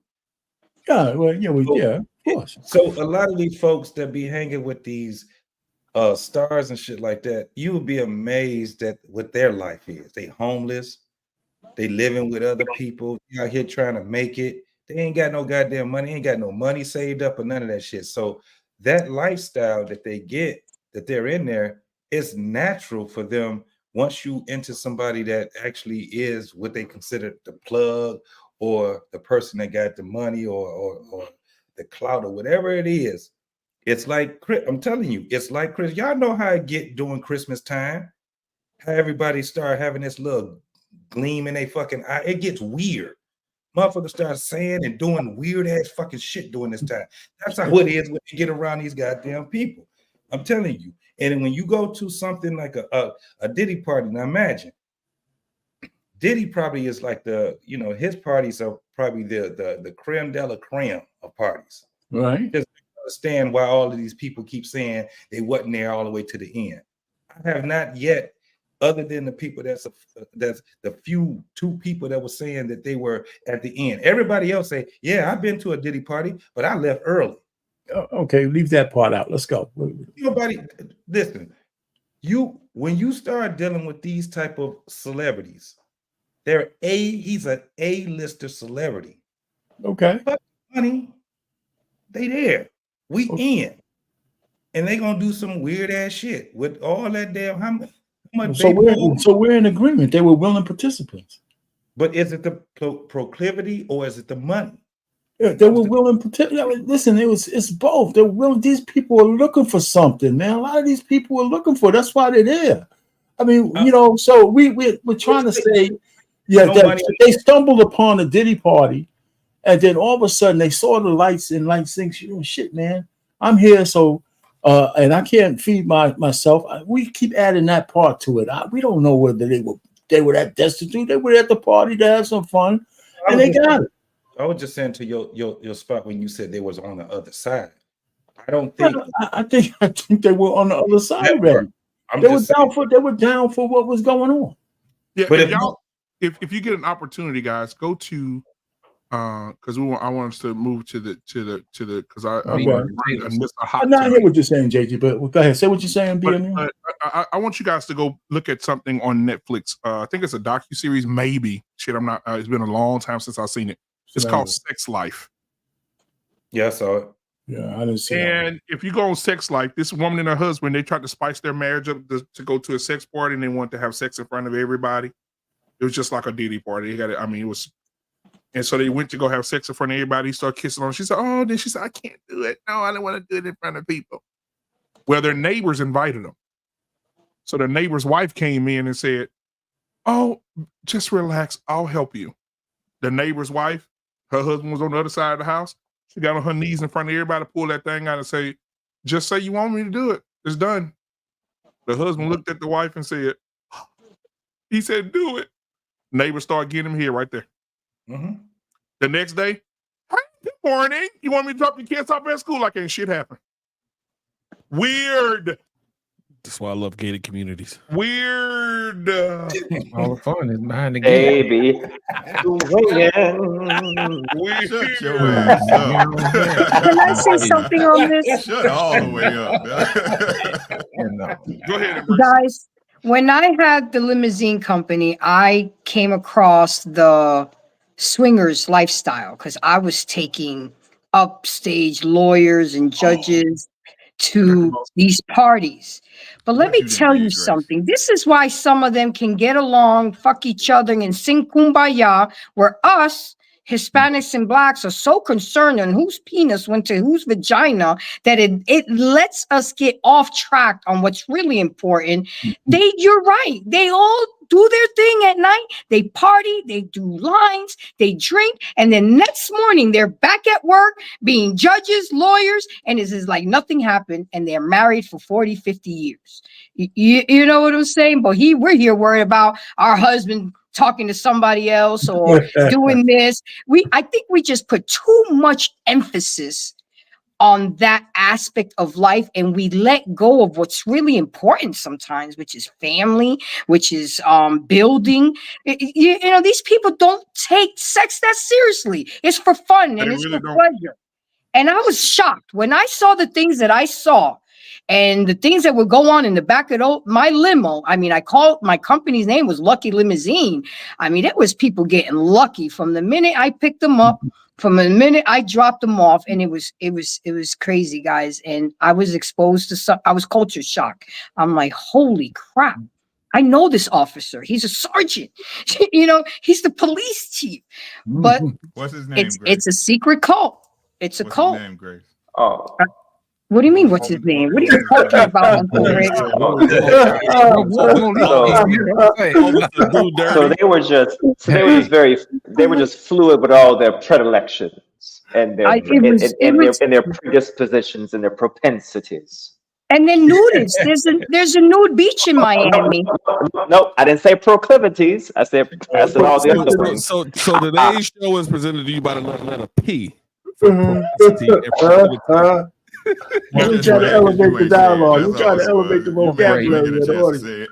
Right, to answer your question, money lubricates socially. That's the reason why both people can have a good time.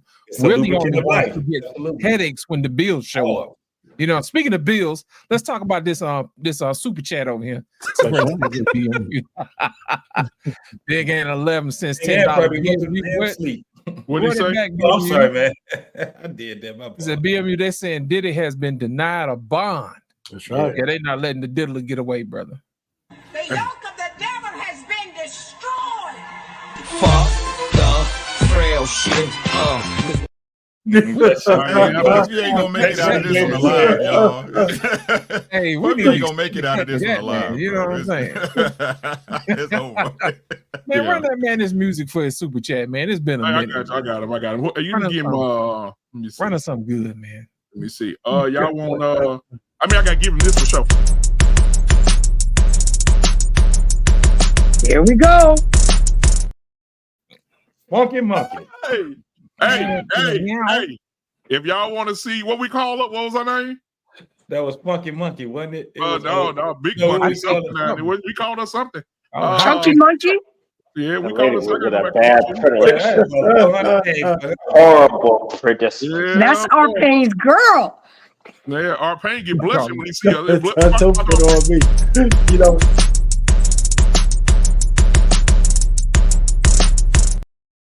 Hey, she looking at the camera like she knows you. You know what I'm saying? She looking at This the show has camera been like. brought to you by QuickPregnancy.com. If you want quick pregnancy, please call Shadandra.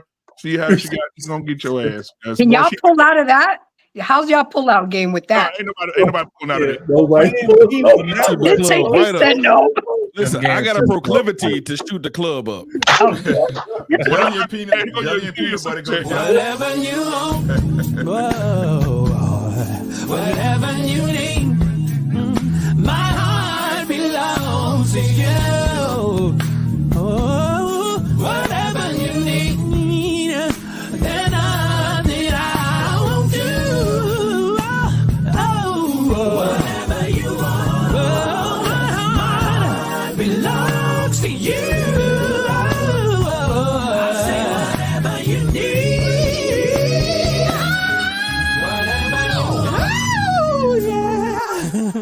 Whatever you need, my heart belongs to you. Whatever you need, there's nothing I won't do. Whatever you want, my heart belongs to you. Nice. Well, anyway, get back to our girl. She got a tramp stamp says pull out is impossible. Yeah. And Anissa was right. It was called Moose Knuckle. Moose Knuckle. You to the point of no return, sir. That's Miss Moose Knuckle. There's no turning back now. Scream if you want to. Nobody's gonna hear you. Now, can you imagine your son coming home with that? Oh, stop. I just thought about that. Dapping him up. Daddy can have some. Up, like, and while you with a little thinking tear about running down my cheek, like boy, can you imagine? As soon as you get done, you gonna go to the bathroom. You gonna hear something say. And you know what's gonna happen? And Embrace Head, she's imagining this girl naked doing this.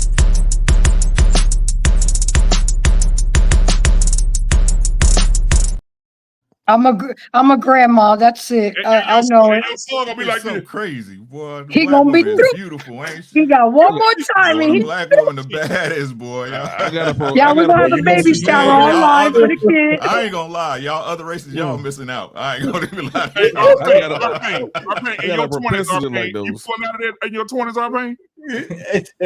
I'm not saying anything. You don't even know what to say. I ain't gonna lie to y'all. Yeah. Gonna be like, whoop. Hey, fellas. You can't even fix it. Tell that lie. How y'all think it is? That's exactly how it is. Man, That's how it is, she boy. probably killing them, boy. Woo. Boy. Look at this. America. That's tough, boy. Blushing. Hey, Arpain was blushing, boy. I saw him turn red. Blushing, sweating. I said, Arpain, did you put on your tweets? See how easy we get off track. Okay. I'm sorry, y'all. Thank you for the super chat, man. Y'all see more super chats. We'll play the game again with y'all, man. Because Sister Moose Knuckle, y'all send us a super chat. I'll play it for you. But let's get to the conversation, man, because there's something stinking in this kitchen, and I think they're trying to take our next president of the United States out before he becomes president. Oh yeah. And I know Lost in Translation has went to the web and found us something to spark this conversation. The floor is yours, sir. Thank you, sir. Here's the thing. This is probably from one of those news sources I was telling you about, who actually covered it right when it happened. And they talked about exactly what happened. I'm going to go ahead and share this with y'all. I had to pull this from the land of TikTok. So y'all hold your horses. Here we go. About the second apparent assassination attempt on Donald Trump in as many months.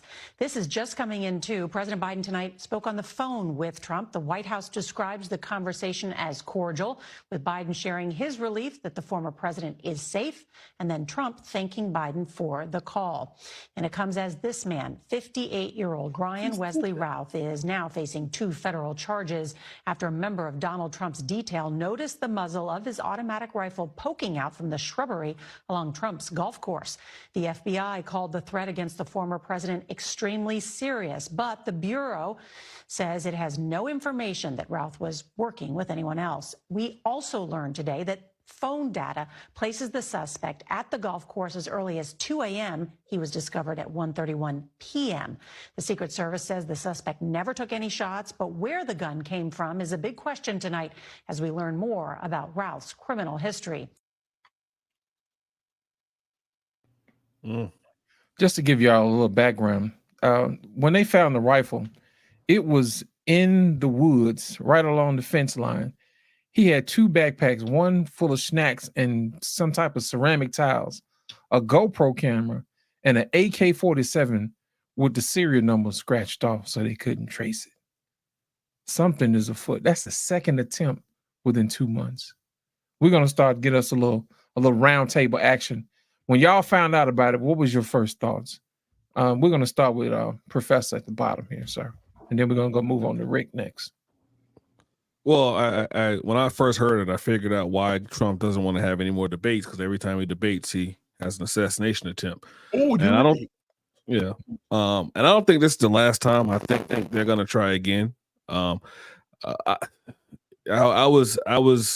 was taken aback, but I wasn't surprised, because there's enough people out here who don't want him to be president, and they won't stop at any means to make sure that it happens. And it's unfortunate. And the thing about him is he doesn't have to be in this race. He can drop out at any time. He could have dropped out at any time. And because he loves the country so much, he stays in the race.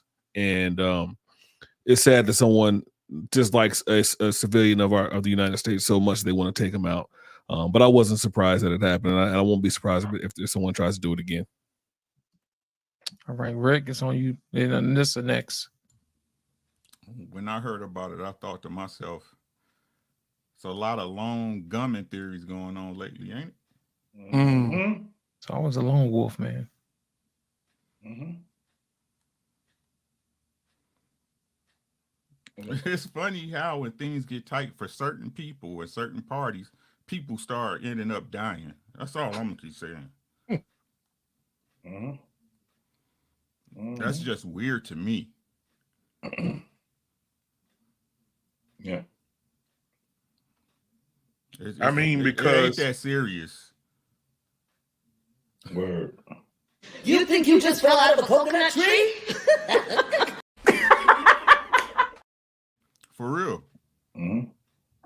When you really think about it, it ain't that serious. Right? Mm-hmm. So if that's come on, man. We all know. You just don't want to say it. Right? Because then you have to look at shit a different kind of way. Mm-hmm. I understand how you feel, but ain't it funny though? Listen to what I'm saying, black people. I understand, but ain't it funny though? I ain't asking you to change your mind. Ain't it funny though? Mm. It's just crazy to me how in this country, right, the people who incite the most change end up dead. Mm. This ain't nothing new, you baby boomers and freedom fighters.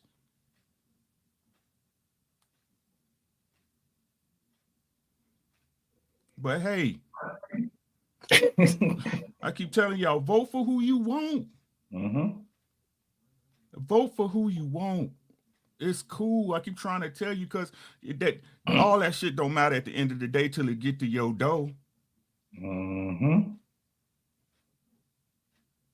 It really don't. You good? I'm happy for you, for real. But ain't it funny though?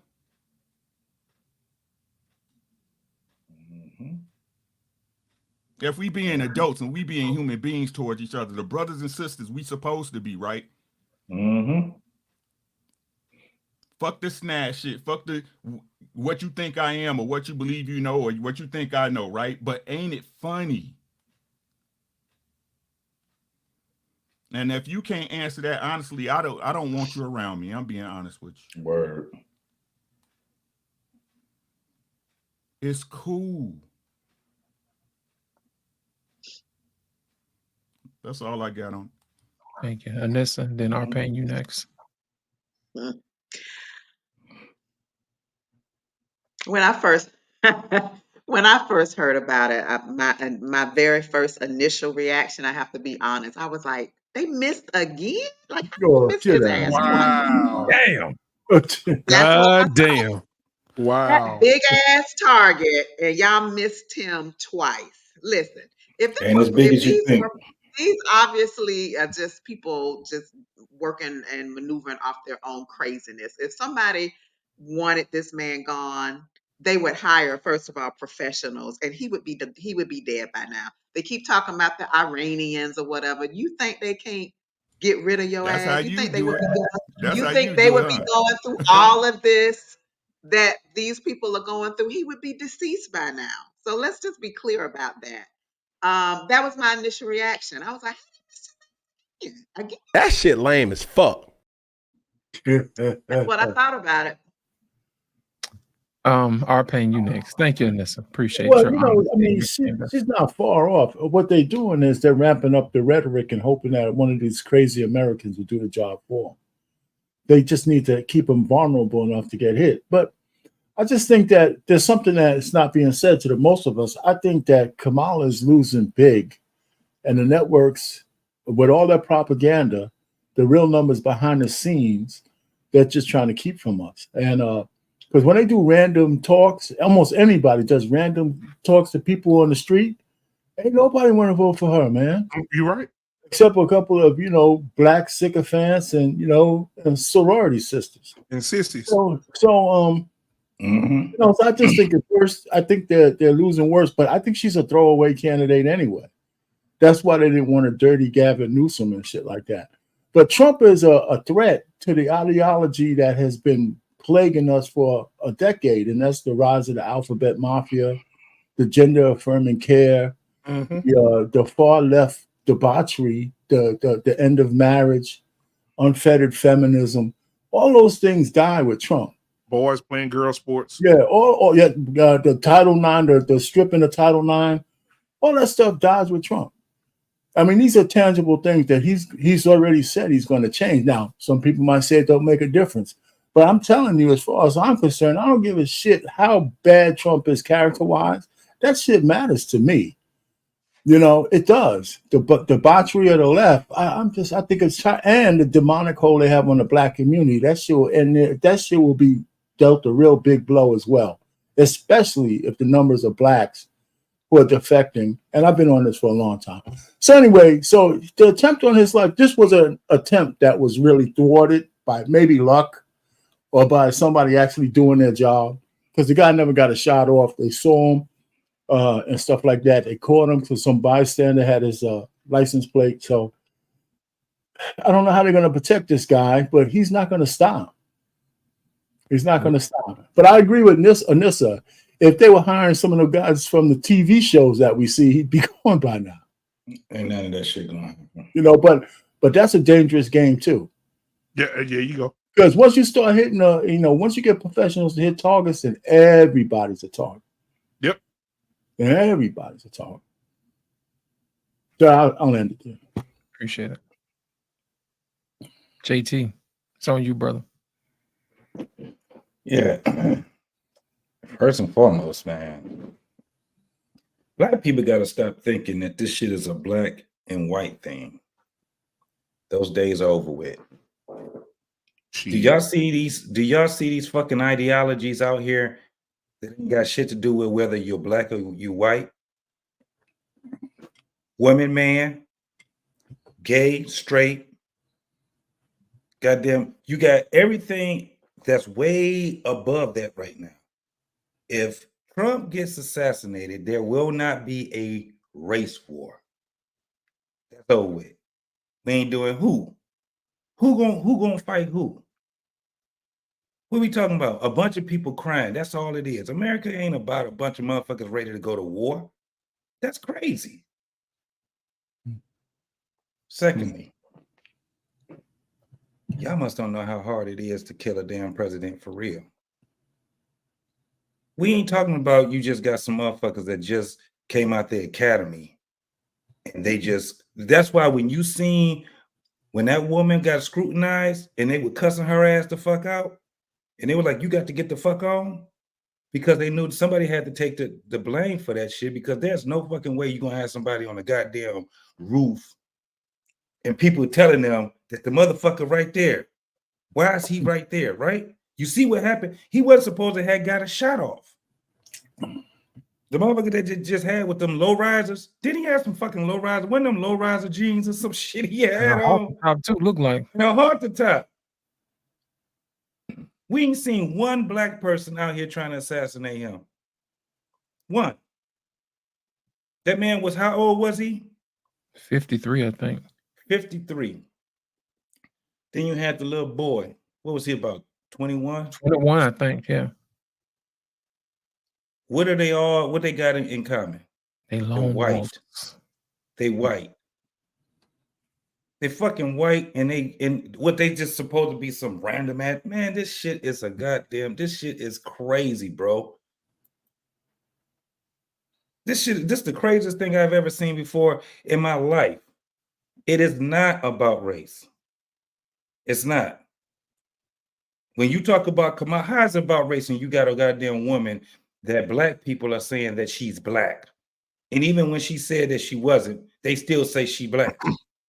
And got on TV and said she ain't doing shit specifically for black folks. So, right. So it has nothing to do with race. But it does have a lot to do with your goddamn rights. Oh, yeah. They're claiming that Trump is trying to take your rights. How come he It's didn't the take opposite. It's the total opposite. It's the total opposite. He's fighting against people taking rights. But yet they have it right there saying that this man, he's racist. He don't like black folks. What has he done against black folks in the 4 years that he's ran, that he was president, and then now that he's running? Oh, now, let me ask you about Kamala. Has she did anything for blacks? Never. Against blacks? Never. Against blacks? Against Asian Americans and Pacific Islanders. Yep. Right. And then on top of that, this is the craziest part right here. So we just not going to be able to she can't get elected in? No, what do they call it? Not elected, but elected. Is it elected? No, to run. Yeah. They just pushed her in there. And people just said, fuck it. We good.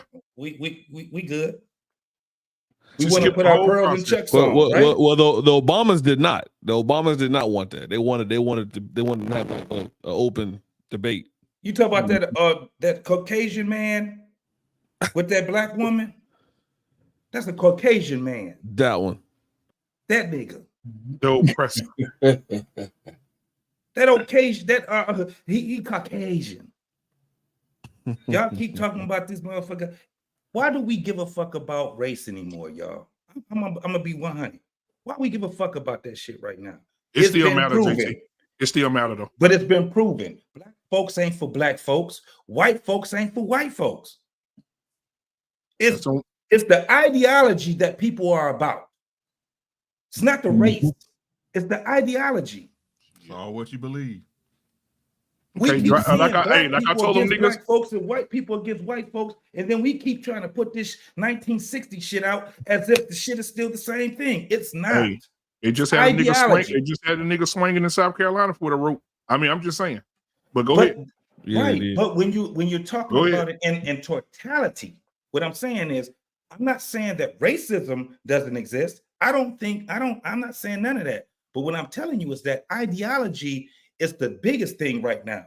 We're arguing about men being women. Literally, you can lose your job for calling a man a woman. I mean, a man, and he's telling you to call me a woman. Yep. You got people that's out here that's doing everything else, and it ain't got nothing to do with their color. Has everything to do with their ideology. Everything to do with their ideology. There's no fucking way we could sit back and say, well, Trump is racist, but Kamala, she's the better candidate. She's terrible. She's terrible. Whether you like the man or not, this is what you got. And when you ask somebody honestly, who is the best candidate based off of what you've seen, you cannot say it's Kamala. You can't. There's no fucking way that you can say it's Kamala. JT, hold on. What you said, Nissa? What you said, Nissa? Yeah, she's just shaking her head, man. I cannot say that Trump is the better candidate, not based on the things that I've evaluated. But unapologetically, Lala made a very interesting comment. Kennedy was picked off in a moving vehicle, and y'all can't hit Trump big ass on a because it was golf course. 1968 and he was in goddamn Texas. But he was still moving. He was still moving. Trump that big ass was not moving. He was just standing there on the car. He was moving in a straight line. Come on. These are individual people moving on their own notion. These are not professionals. If it were professionals, his ass would be deceased. So I would agree with this. Yeah, y'all couldn't hit that motherfucker from right there. Y'all want him dead so much. But this is my thing. Why y'all want him dead? Oh my God! Because they don't like his ass. No, because he makes change. Don't like his ass. Because he makes change. JT, you made the bed and you put the kids to sleep on that shit. Let me tell you what happened. Because those white men don't like him and what he's ma'am. That's for. not this. That's not what it is. That's why he wanted to shoot him. That's not what it is. This man is saying that is what he said. That is what he said. When this man becomes president, what's the reason? What's the reason? Y'all know. Y'all talk to I got it in this one. What's the reason? God, this one, man, damn. A man, just think about it. This man coming in, he's saying, when I become president, there ain't gonna be no more gay. There ain't gonna be no more abortions. There ain't gonna be no more boys playing girl sports. There ain't gonna be none of it. I'm gonna cancel all this shit. When I become I'm not gonna be like Biden and have gay men running around the goddamn White House lawn with their dicks out kissing each other in the mouth.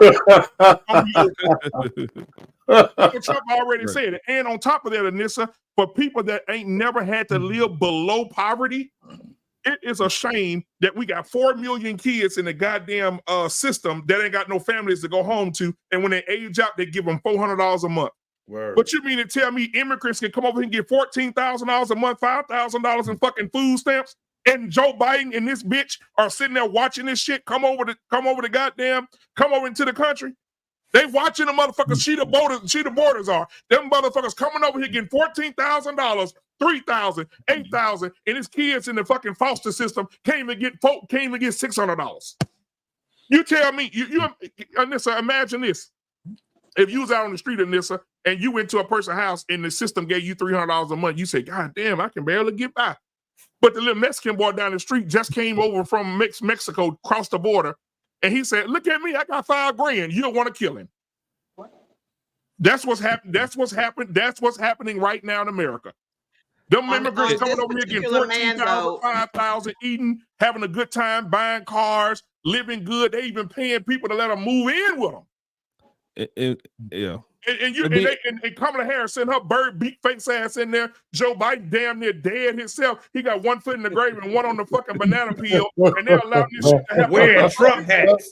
This nigga walking around wearing a American gray hat. And look, on top of that, these people are coming in, they're coming in from Venezuela, which is what Kamala Harris is trying to get us to become. Yeah. She What are want a bunch policies? of sissies. She want a bunch of motherfuckers running around New York. Oh my God. She want a bunch of sissies, a bunch of immigrants, a bunch of motherfuckers kissing each other. She want on the lawn. She want to see two men sucking each other dicks. She want kids to get fucking sex reassignments. She's for all that shit. She's for them all that shit. she's for them Tampons in the men's restroom. yeah. Men, come on, tampons in the men's restroom. What the fuck? Kids getting read to by goddamn trans fucking women in their biggest mind, and they're talking about little Johnny went down the road and grabbed the penis of another man, hit the other man, was a trans though. They got books talking about busting nuts in each other's mouth in your kid's library. You want to vote for this bitch? Get the fuck out here. Somebody explain what our president was doing wearing a Trump hat. We won't vote for this bitch. What was our president Oh, doing wearing a Trump hat? Let me he said it's good people on both sides. JP. He said, I'm putting this Trump hat on. He said I have been unburdened by what is burdened, so I'm putting this Trump hat on. Man, hold on. I thought I was done. Hold on, Professor. I thought I was done. Look at this shit. Look at this shit right here. Y'all look at this. Listen to this. Will benefit black people, will benefit all society. Let's be clear about that. Let's really be clear about that. So I'm not going to sit here and say I'm going to do something that's only going to benefit black people. No. What? Any policy that will benefit black people will benefit all society. Let's be clear about that. Let's be clear. Really be clear about that. So I'm not going to sit here and say I'm going to do something that's only going to benefit black people. No. Oh, okay. No, okay. Let's be clear in this, sir. She's not going to do nothing for black people. But she's going to get an Asians. I'm not doing nothing for y'all ass.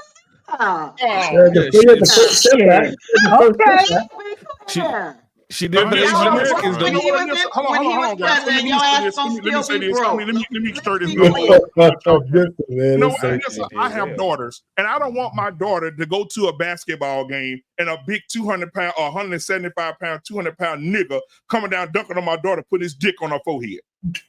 Because what's gonna happen is, I'm gonna tell you what's gonna happen. I saw a gang of white men. I'm gonna see if I can find that video for y'all for next week.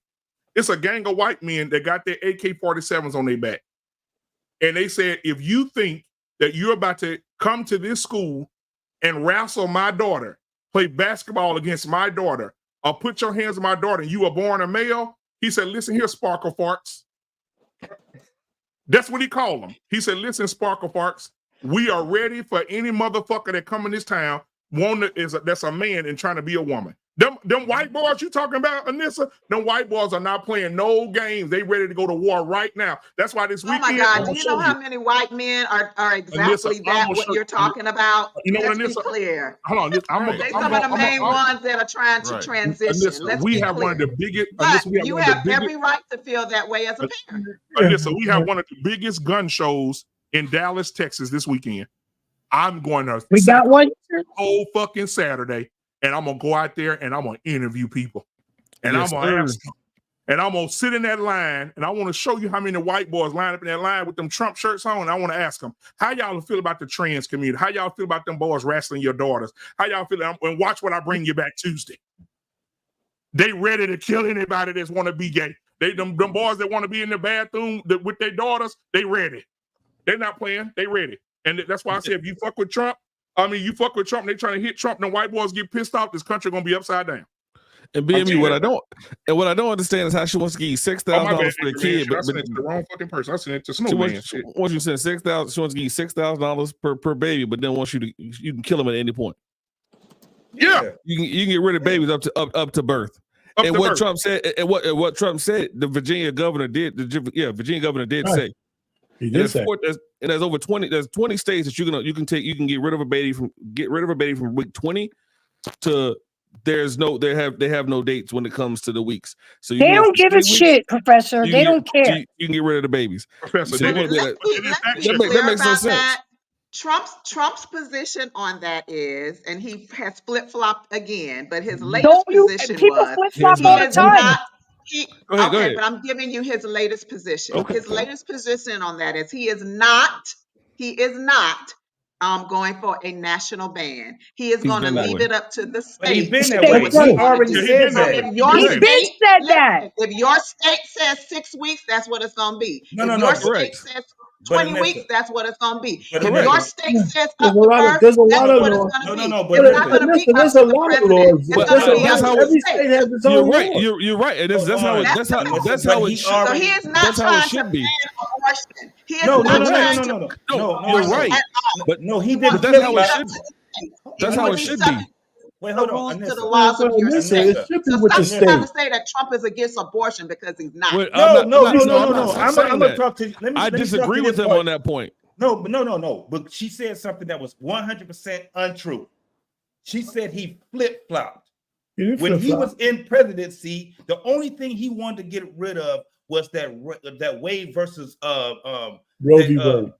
Roe v. Wade. Roe v. Wade shit.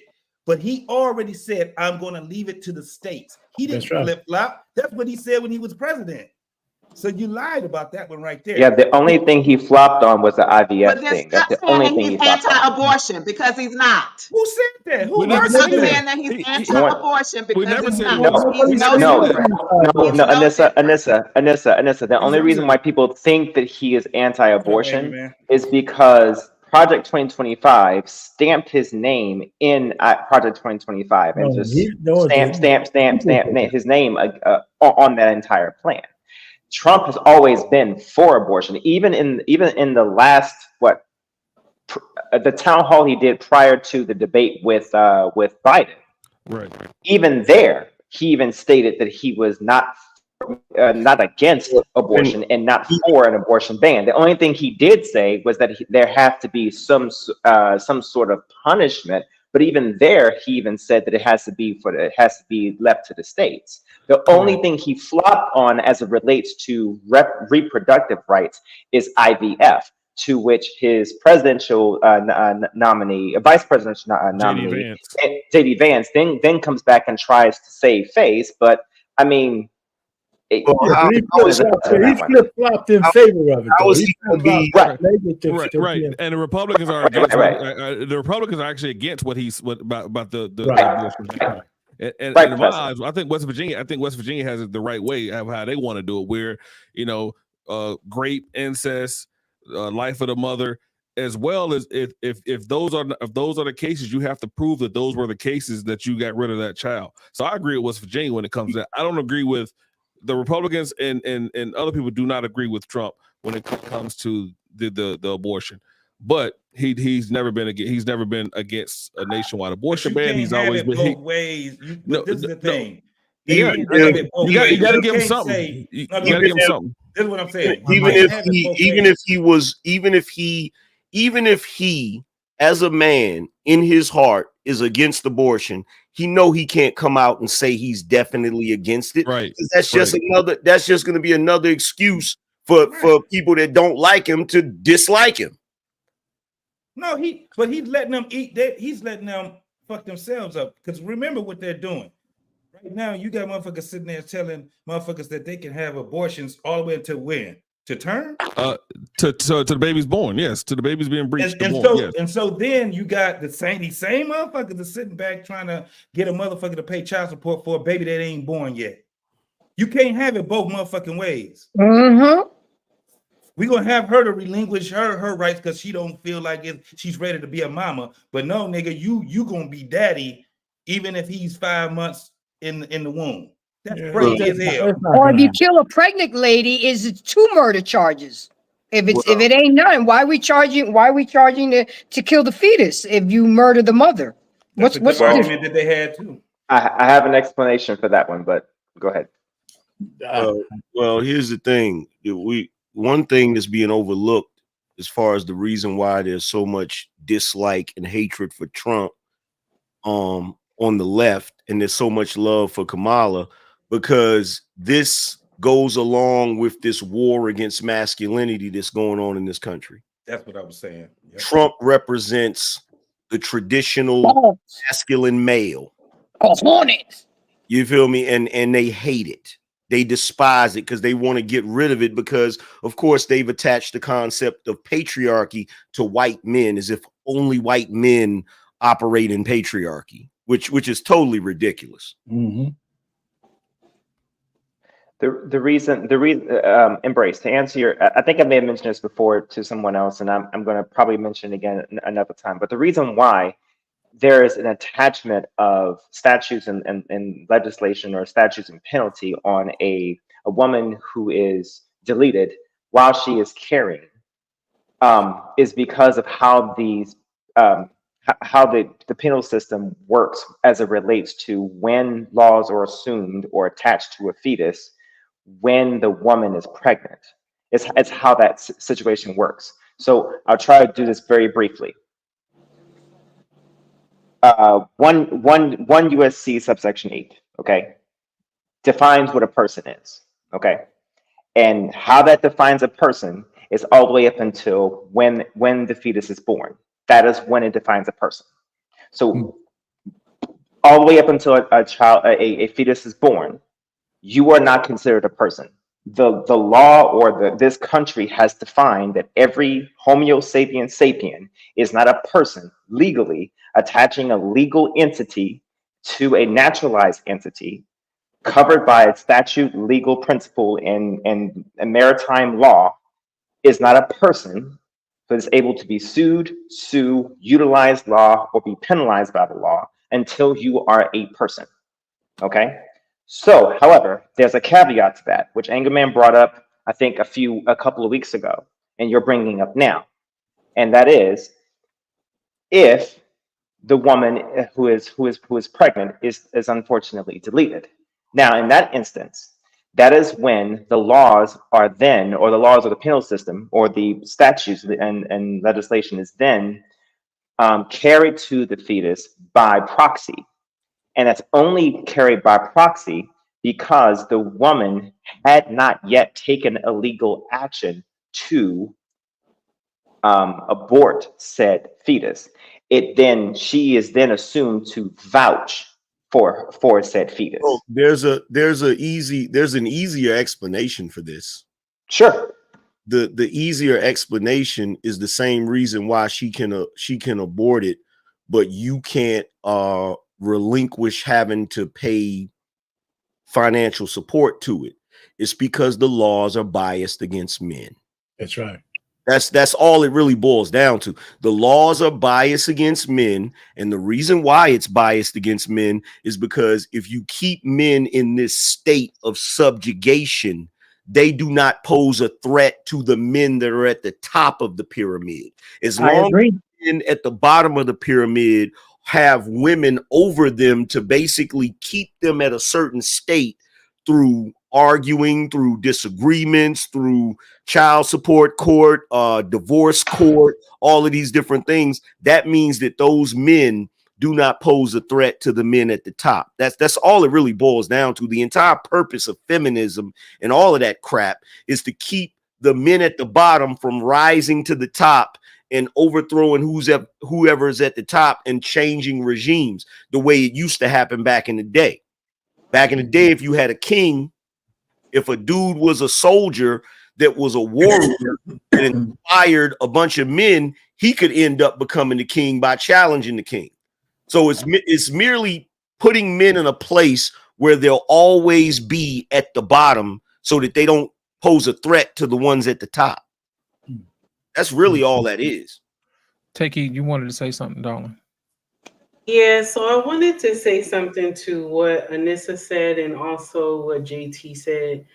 I think that when Anissa said that she wished they would have got him. Did she say that? No, so you already know she did. My thing is though, the problem how did they miss him? Oh, you said how did they how? miss? Okay. Yeah, she said how. I don't think she said that. So okay, I'm sorry. I thought that's what you said. So check this out. My thing is that if something like this happens, Black people, we handle things. I just want us to put this in perspective. We handle things very different from Caucasian people. I don't know if y'all noticed that. But like if we lose everything, just everything, right? We lost our job, we lost just the family, everything. We still see light at the end of the tunnel. When white folk lose everything, they don't see the light at the end of the tunnel. They don't see that greater is coming. Some of them don't. So if this man get deleted, someone succeeds in deleting this man, right? Y'all, a lot of y'all like, oh, especially on social media, especially IG, I wish they would have got him. I wish they would have took him out. Y'all don't know what a civil war would look like. None of us have ever experienced war. Only some of the men on this panel who have been soldiers experience war. But the rest of us are average Joes. We do not know what war looks like. Our community is only 41 million in total. And so Caucasians are at the top of the food chain. And if just half of them decided that they wanted to wreak havoc, we would have a problem. And I'm not saying it to scare people. I'm saying that we have to look at the bigger picture. We wishing and hoping that this happened, but is anybody ready for the shitstorm? It won't just be them crying. It won't just be them crying. White people, Caucasian people do not take kindly to bad shit like we do. And I don't know where we get it from. Maybe because all the shit our families have been through and we learned from heartbreak. But Caucasian people are not ready for stuff like this. They are not. And so when they get disappointed or something bad happens to someone that they claim to love all over social media, shit is not going to go well. A lot of people sitting up here saying that, oh, it's not a black or white issue. And I love when y'all want to believe that. But it is a black and white issue. There's still nonsense in our community is being done because of race. And I think we have to open up our eyes. It's not to scare anybody.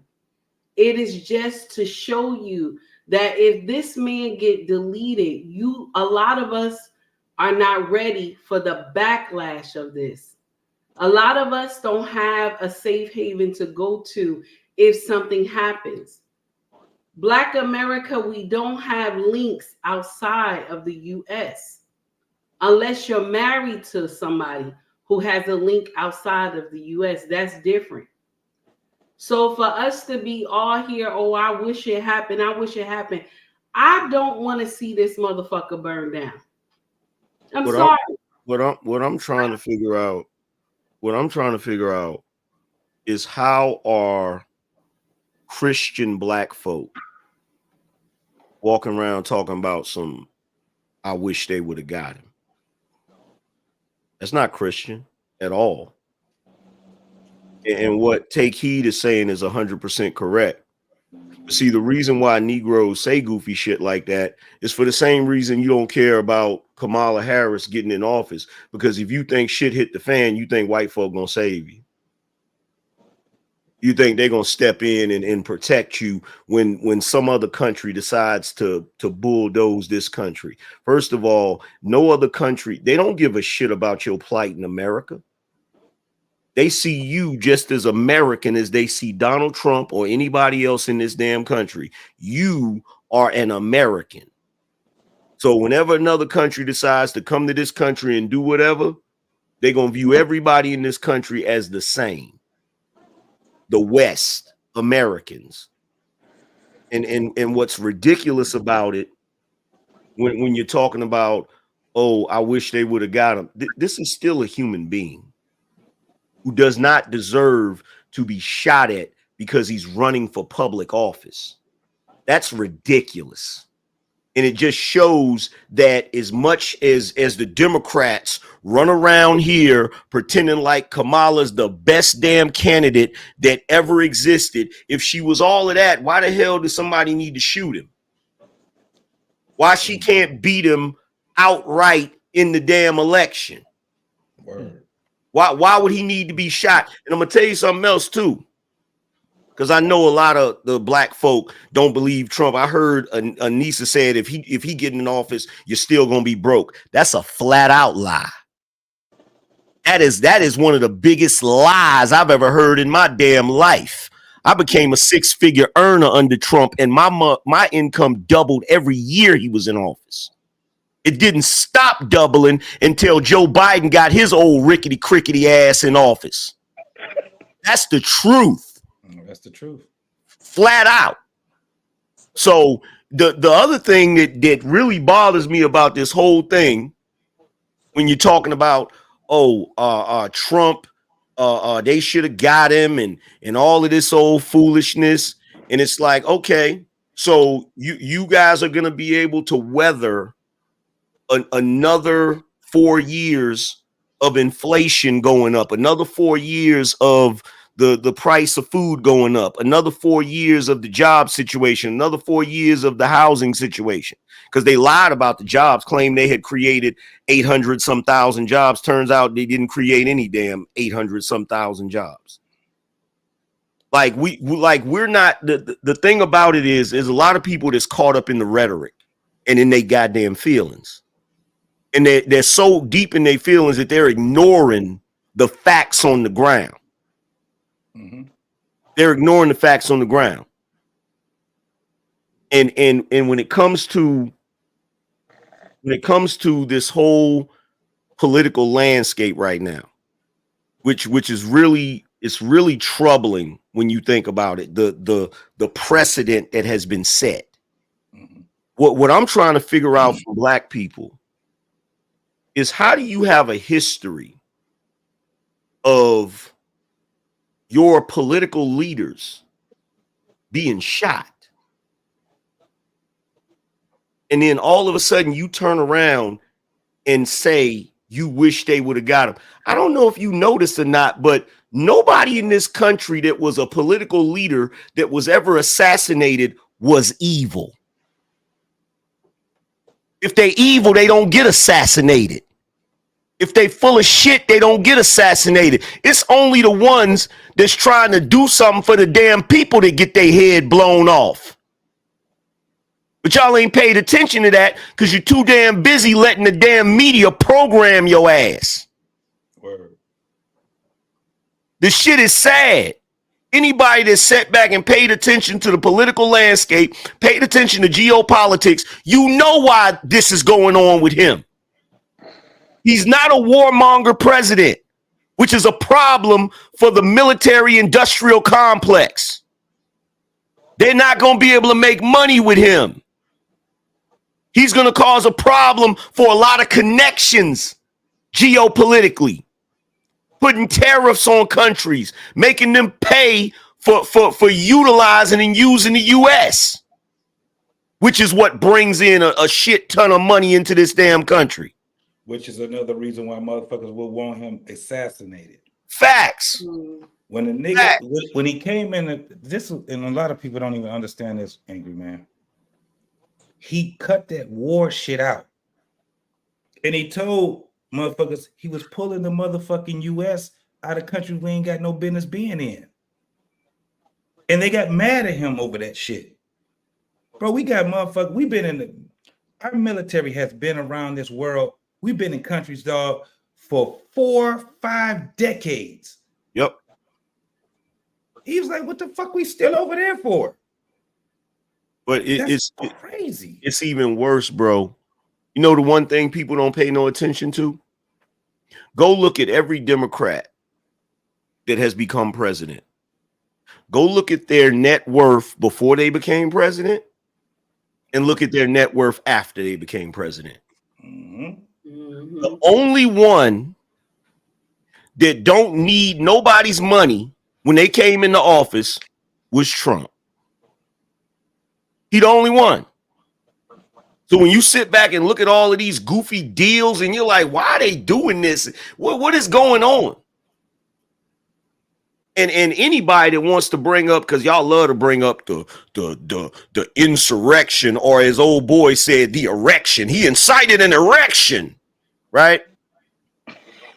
if you go back, see, I paid attention in history class. I paid attention to the founding fathers. I paid attention to what Benjamin Franklin said. I paid attention to what Thomas Jefferson said. I paid attention to what George Washington said. If they were alive right now, they would have ran in that damn Capitol, and they wouldn't have ran in there without a damn weapon. Word. That's the damn truth. And y'all can get upset if you want to about it. Go look it up. They said what did he say? What was the quote about the tree of freedom or something has to be stained with blood every once in a while? What was that quote? Y'all remember that quote? Yeah, that's it. Y'all remember that quote? Like at the end of the day, right? What people don't remember historically is that they would have been hung if they would have lost the Revolutionary War.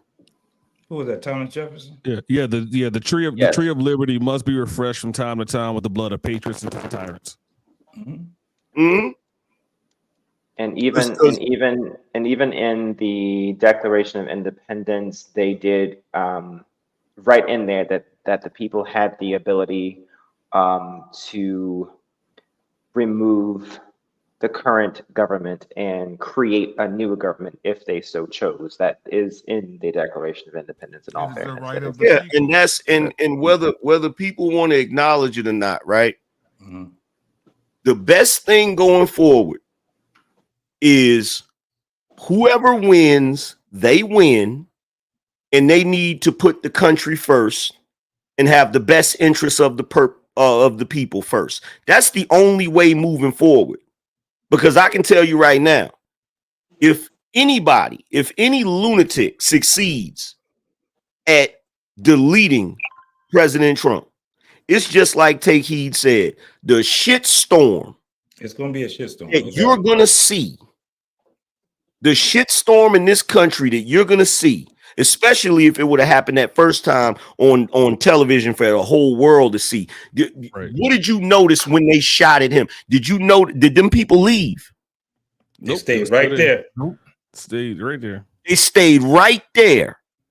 And I'm telling you right now, if people love to say, oh, the MAGA is unhinged. No, the left is unhinged. The MAGA people are just chilling. They're just waiting to see if the system is going to work the way it's supposed to work. But the moment that it's not working the way it's supposed to work, that's when the problem is going to happen. That's when it's going to happen. Grace, you wanted to say something? Oh yeah, I'm gonna say, go ahead. I'm sorry, Grace. You got next, Professor. The first thought I got when I heard that he was attempted assassination is, wow, these Democrats are desperate. They are desperate people take desperate measures. And to call Trump a racist, and I know a lot of y'all gonna get mad at me, but black folks are sometimes the most racist motherfuckers I've ever seen, with all the colorism and all the bullshit, and y'all want to accuse Trump of being a racist. How about we look ourselves in the mirror first before we point at somebody else that is a racist? America is a business, and Trump is going to run the country as a business because he's a businessman. Kamala already said that she ain't doing shit for the melanated community. Why should she? With that alone, people, I just don't get it. Get your feelings out of this bullshit. Because I'm telling you right now, y'all better go on mypatriotsupply.com to buy food that lasts for years and months. Y'all see all these gun shows popping up. I'm going on one this weekend in Georgia. Okay? So it's the shit really gonna get real. Y'all seen the purge. Y'all seen what's gonna happen.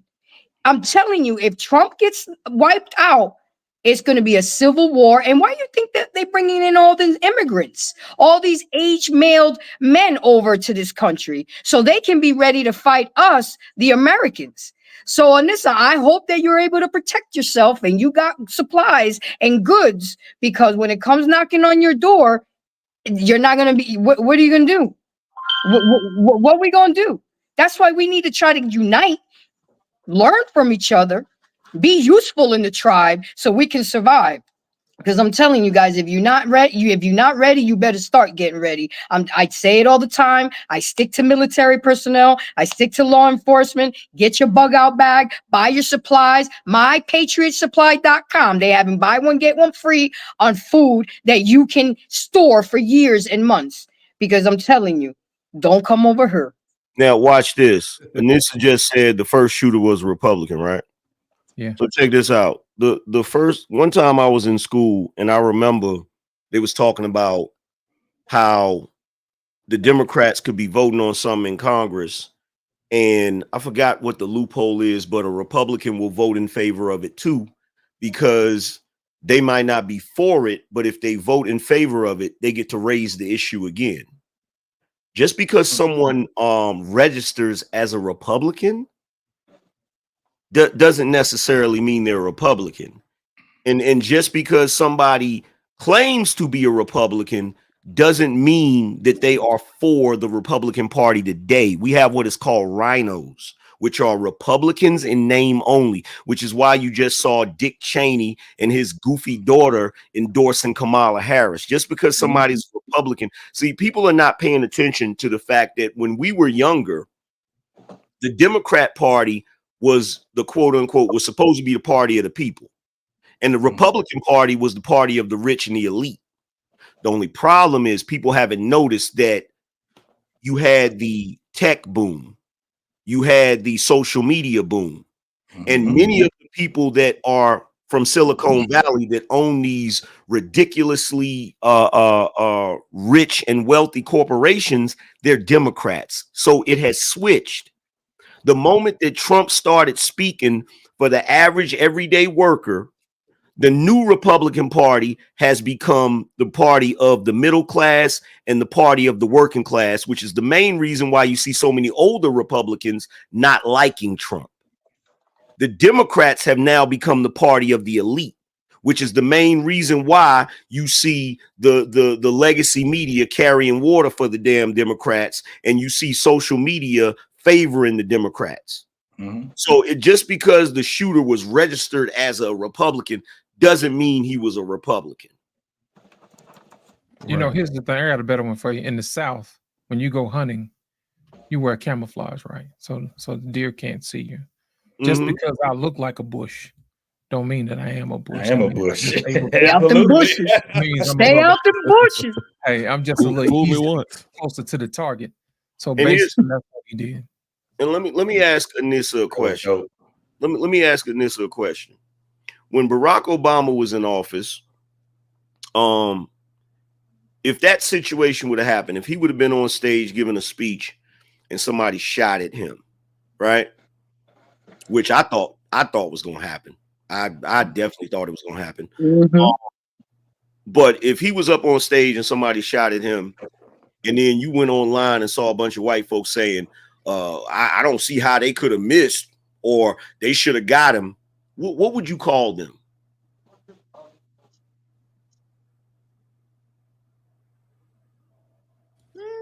You call them racist. You call them racist. Come on, Anissa, don't play. You would call. I would probably say they crazy. That's what you would call them racist, Anissa. Come on, man. Slick, Anissa. In my mouth. On that one. Probably Boy, would you just say slick they like crazy. olive oil off the tongue, baby. Come on, Rick. Come on, Rick. Talk to me, Rick. I'm gonna be honest with I you. would just say they crazy. I mean, he's a big fat target. I just how you miss him 2 times. That's all I said. I didn't say I wanted him dead. I just said how you miss him. I'm gonna be honest with y'all. You can't get upset about that. Come on, Professor. I'm You gonna got be honest with y'all. I'm stuck. I'm still stuck on the like killing babies part, deleting babies part. Like Rick, I got you. I got a video for you, bro. I'm gonna let you cook. Go ahead. Like, I ain't no woman. I ain't no woman, right? This is something I don't want to do. I never aspire to, right? It ain't my gig, right? Can we just before you go into that, Ricky, before you cook, can we just acknowledge that this man has to have balls of steel to be out there playing golf in the wide open after somebody done shot him? He's still gonna live his life. Fuck y'all. That's that New York bravado. What? That's Thank you. And he's taking a What? position that's not even making a fraction of what this man makes on a daily basis. No, he don't take a salary. What are you talking about? He didn't take a salary He the whole didn't even time. take the fucking. This man, Come on, this man done been prosecuted. He done been mugshotted. He done had felonies. They done shot at him. He got his own sneaker. You know that's your first black president, right? That's what I said. That's what I've been saying. I got And he's 3 baby still mamas. standing. Hey, So hold on. many men. And him, just like Farrakhan, was banned from all social media. Yep. He had to go get his own fucking social media. He had to make his own shit, DJT. But here's the thing, like, and sort of to go what Angry Man was saying, that if Kamala was such a great candidate, why do the ABC mods gotta help her out? Why do they gotta have? I mean, there's an affidavit out right now from an ABC worker that said that they not only gave her sample questions, they said they told the Harris campaign said these are questions you can't ask her, and if you do, we're not going to show up. They said they wouldn't fact check her, and we saw how much they fact checked Trump. Even and as much as she lied, she started off the whole debate line, it ended the debate line, and she has to get so much help to try to beat this man who people say is not qualified for the position. Why does she need so much help? And her policies are absolutely garbage. But outside of an assassination attempt, I think they may try to hit the electrical grid around the same time they're going to around election time, and they're gonna do paper ballots, and they're gonna try to put Kamala in. Hey, well, one thing, Professor, the chick was her sorority sister. Right? Yeah, it was a sorority sister. Exactly. Yeah. That's bullshit. Is she a kiwi? Come on, she's a kiwi. Yeah. And they'll talk about the earrings. Oh, ain't no coincidences. Oh, and the fact that she said there was no military in live action war right now, she don't even know what the hell is going on. The same military soldiers showed her saying that, and they're like, well, where are we at right now? We're in trenches right now. We're in bunkers right now for years. She don't even know what's going on, but that's who you want for your president, ladies and gentlemen. But she does know what's going on, y'all, because she was raised in a middle class family by a strong mother, and she knows that people take pride in their yard. So she's qualified to be just off of that. Evil. Off of that, bruh. That's the standard. She was raised in Canada, though. Let's talk about it. I would not give her ass a pass by saying that she's ignorant. Y'all gonna put tread on Rick. Come on, Rick. Don't tread on Rick. Come on now. She listened to Tupac in college too, didn't she? And smoke weed. Yeah. She graduated in '89. She listened to Tupac in college. Smoke weed every day. I didn't know. And the crazy thing about that, when I heard that, I was like, damn, Tupac put out some music when he was 11? And he's 11 years old. All lunch on me. Pour a little liquor. No, so, come on here, Rick. Go ahead, Rick. You and them damn eyes, though. All right, man. Like, look, listen. Right, I'm being totally, I'm just being open with y'all today, for real. Fuck it, you know what I'm saying? Excuse me, right? But it's a baby, though. Yeah. It's a clump of cells to some people. Listen to what I'm saying. Like for real. I'm saying life happens, shit happens. You know what I'm saying? Right? And sometimes people got to do shit that they don't want to do. Mm-hmm. Listen, like I said, we never really, like, we be sliding on these lies for real. Like, you cool with that though? Listen to what I'm saying, black people. You cool with that? What's worse, Ricky? What's worse is I sat there and listened to them go back and forth about it and use it to shame Donald Trump. And I'm trying to figure out, how did we get here? How did we get to a place where deleting a baby is so casual as an afterthought? Like, it's talked about like you're tossing some trash in a trash can. Mm-hmm. Think about, like, for real life, think about it, right? Like I said, it's what it is. Look, you're gonna do what you're gonna do, but let's be honest though. Like, you okay? You okay with that? Dang. You've been working all your life, putting your money into a pot. All your life. They tell you in your face, Social Security, we gonna take it, but you're not gonna get it. Yeah. Listen to what I'm saying. They let these people over. You can't afford. Two people can't afford to live. Cannot live together. Mm-hmm. The days of you getting your own spot is over with. Mm-hmm. Your kids gotta come back home.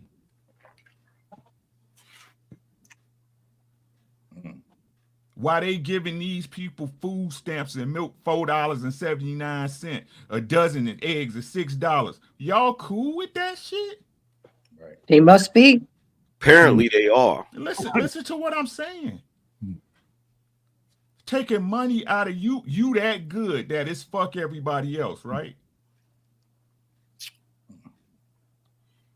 Listen, I keep telling y'all, it's all what you believe in. These people believe that you can delete a baby if it's right about to come out the mama. Listen to what I'm saying. It's a baby. So I guess the rhetoric that y'all feed us, angry man, that the development of a fetus in a mother's stomach is so encroaching. Her and the mom form a bomb and she feels the baby kick you. All that's bullshit. Damn. Hell no. Hell no, it ain't bullshit. Damn. Y'all all right with that dough? I'll tell you what, if they are all right with it, I hope they all right with heat, because they better pray it ain't a hell. Because if it is one, they gonna bust it wide the fuck open. Here we go, y'all. During the debate, they made it seem like Donald Trump was unhinged and he didn't know he was talking about when they were talking about the third trimester. I got a video for y'all. And I'm gonna share it. Must be from Virginia. Here we go. It's I'm gonna share it with you. It's that phone call, ain't it? Mentioned nowhere in America Hold on a second, y'all. is a woman carrying a pregnancy to term and asking for an abortion. That is not happening. It's insulting to the women of America. And No, I'm talking about your bill. How late in the third trimester could a physician perform an abortion if he indicated it would impair the mental health of the woman? So, I mean, through the third trimester. The third trimester goes all the way up to 40 weeks. Okay, but to the end of the third trimester. Yep, I don't think we have a limit in the bill. Where it's obvious that a woman. Hold on a second, y'all. Yeah, I seen that with the Asian lady. Yep. Woman is about to give birth. She has physical signs of that she is about to give a birth. Give me a second, y'all. Shit. I'm asking for real. Would that still be a point at which she could request an abortion if she was so certified? She's dilating. I'm asking if your bill allows that. My bill would allow that, yes. Wow. I'm looking to have an abortion. How far along are you? I'm 34 right now. An abortion at any stage is actually much safer than delivering a term pregnancy. It's a 4 to 5 day procedure. The needle is inserted through the abdomen and into the fetal heart where lidocaine is injected, and that will completely numb the fetus so there's no pain. And then after that, we inject a medication called digoxin and another medication called KCL into the fetal heart, which will slow and then stop the fetal heartbeat. And then we'll assist you in sort of pushing in the induction and then remove all of the products of conception. Here we specialize in later trimester care. Our doctor is very well versed in what he's doing and he's very good. So I'm not like a rare situation. Y'all help women this late in pregnancy all the time? All the time. Rightly mentioned, nowhere in America is a woman carrying a pregnancy to term and asking for an abortion. That is not happening. It's insulting to the women of America. And No, I'm talking about your bill. How late in the third trimester could a physician perform an abortion if he indicated it would impair the mental health of the woman? So, I mean, through the third trimester. The third trimester goes all the way up to 40 weeks. Okay, but to the end of the third trimester. Yep, I don't think we have a limit in the bill. Where it's obvious that a woman is about to give birth. She has physical signs of that she is about to give a birth. Would that still be a point at which she could request an abortion if she was so certified? She's dilating. I'm asking if your bill allows that. My bill would allow that, yes. People calling you, I can help you. I'm looking to have an abortion. How far along are you? I'm 34 right now. An abortion at any stage is actually much safer than delivering a term pregnancy. It's a 4 to 5 day procedure. The needle is inserted through the abdomen and into the fetal heart where lidocaine is injected, and that will completely numb the fetus so there's no pain.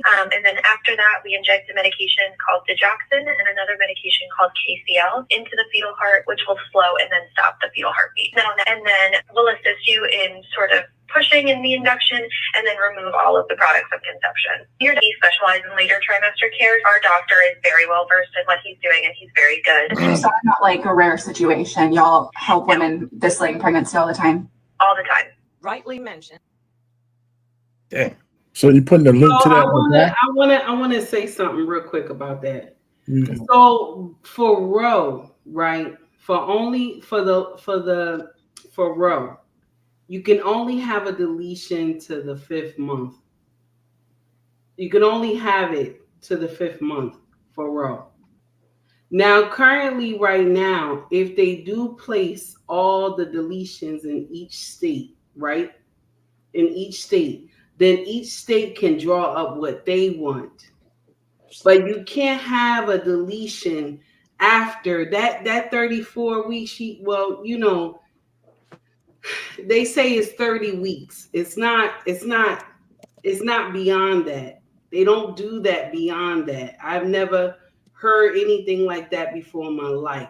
So I'm not sure if that's a skit or something like that, but they don't do it beyond that because that's when you can determine if the baby is a boy or a girl, or if they can find out if the baby is sick at that time. That's the only time they allow deletion. Also, another thing too, when Trump said, and I messed this up too, and Boss Man helped me with this one. When Trump said that after the baby, say if the baby comes out and the baby is still alive, after the abortion, the deletion is done, right? And the baby still come out alive. I think we talked about this, Boss Man.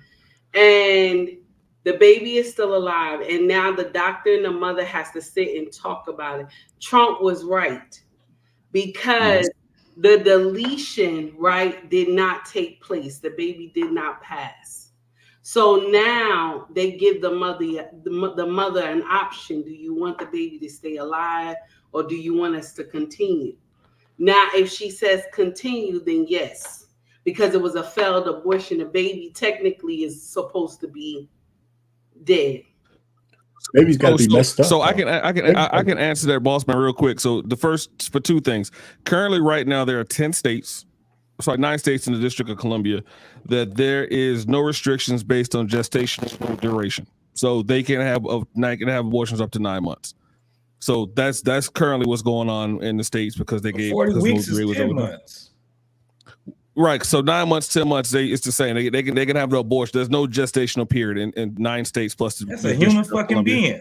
Correct. Well, you just now, what Trump was talking about was with the governor in Virginia, who Ralph Northman, who is a pediatric neurosurgeon, and what he said was basically the infant would be delivered, the infant would be kept comfortable, the infant would be resuscitated if that's what the mother and the family desired. So she was saying the baby would be born, and then at that time the mother would decide if they wanted to kill the baby or keep the baby. And that's the governor of Virginia, Ralph Northman. So he facing backlash for that. So each state have different ideas of how they want to do deletions. So it won't be the same. And I don't blame Trump for saying let the states handle it instead of him, instead of the federal government taking a hand in it. Because with Kamala, if she does make it in there, it's gonna be a federal. So it's gonna go all the way to whenever. She won't put it in the hands of the state. I got a question. It'll go back to how Roe v. Wade was. Right. She can't do that by herself, though. She's got to pass it through. It's got to be a law. She can't do that by executive order. But this shit is eerie as fuck, man. Let me ask a question, and this is to the women.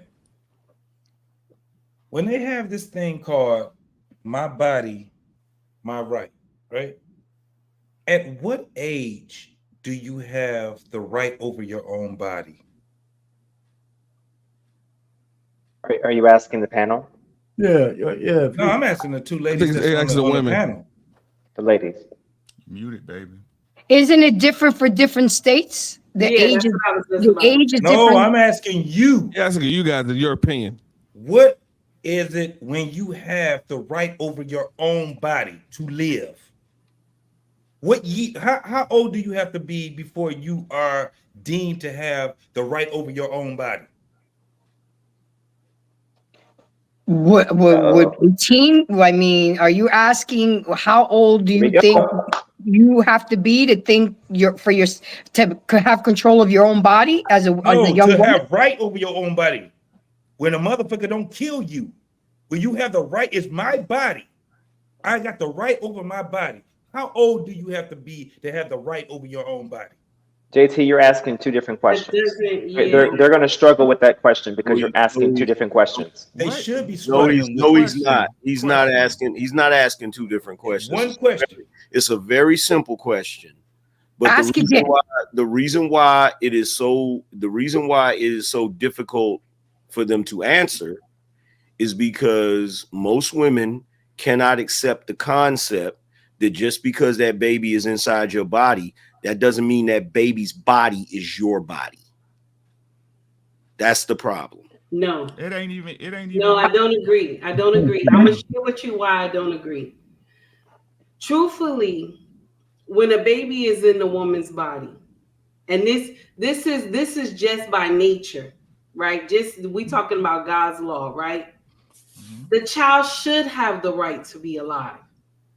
The child should. No mother should delete their baby. I think the thing is that we don't understand what human life is. You know, they always, you know what they always say about a Black woman, and this is so sad, but they said the most dangerous place for a baby is a Black woman's womb, because we have deleted over 23 million of our children. Out of all the other races, we have deleted the most. So we're talking about God's law. We're not supposed to delete these babies. Even if, I don't care if Margaret came in and had a song and dance and she got those backward pastors to help her. I don't care what happened. If we say we believe in Yahweh, there's a lot of things we should not have done. So at what age? That's what I'm asking. I got a good answer. No, I would say Do you 18. have the right to in your my own house, body? I would say 18. Your own body? Mm-hmm. Not to be to have deleted? sex or do anything outside. Yeah, Yes. well, you gotta accept the answer. That's just their answer. I kind of thought about it now that it should be as soon as you're in the womb, that woman it's not her body anymore. It's that baby's body, because he needs it. The baby needs it to grow. We're an incubator. We become incubators when we become pregnant. So that baby should have a right to his life the minute it's conceived. But by law, the baby wouldn't. That's the only thing. I'm not asking about law, but I'm not asking about No, I'm not talking to you, JT. I'm saying to Grace. Right, guys, I ate the best when I was pregnant. I stopped drinking. I stopped doing all the foolery because it was the baby I was thinking about. You can't get mad at my answer. I'm not mad at the answer. I'm not mad at all. What I'm saying is, you already know how I talk. Come on, take heed. I know. But go ahead. You've been gone for a minute, JT. You got to get back to the So, JT, for the sake of time, let's go ahead and give us the answer, man. Because I got another video I want to show you. No, I'm gonna let Rick go. Yeah. So, like, is it your baby though? Ladies. No, it's God's baby. A baby is a gift from God. Right. Now listen, if that was the understanding, then abortions wouldn't be so popular, correct? Yeah, you're right. If people believed in the Bible and walked the line right. Let's walk it down. Okay, come on, Rick. You and me always get tangled up. Come on. Right. So again, listen. I need y'all to listen to what we say, and It's supposed to be your baby that's coming out of your body. Listen to what we saying. It's supposed to be a baby that's coming out of your body, your child, yet you have to get permission. Think about that. Listen, I understand both sides. When I tell y'all I look at everything, I understand. But think about that. It's supposed to be your baby, correct? Yes. Don't matter who the daddy is, you know that's your baby, right? Yep. What other animal knowingly kills their young? In vitro. Well, no, the black widow kills the male. What other animal kills its young? In vitro. You missing the uncomfortable truth, Ricky. And I hate to have to be the one to say it. The reason why this is an issue, the reason why this is complicated, because if we're being totally honest, women believe they're God.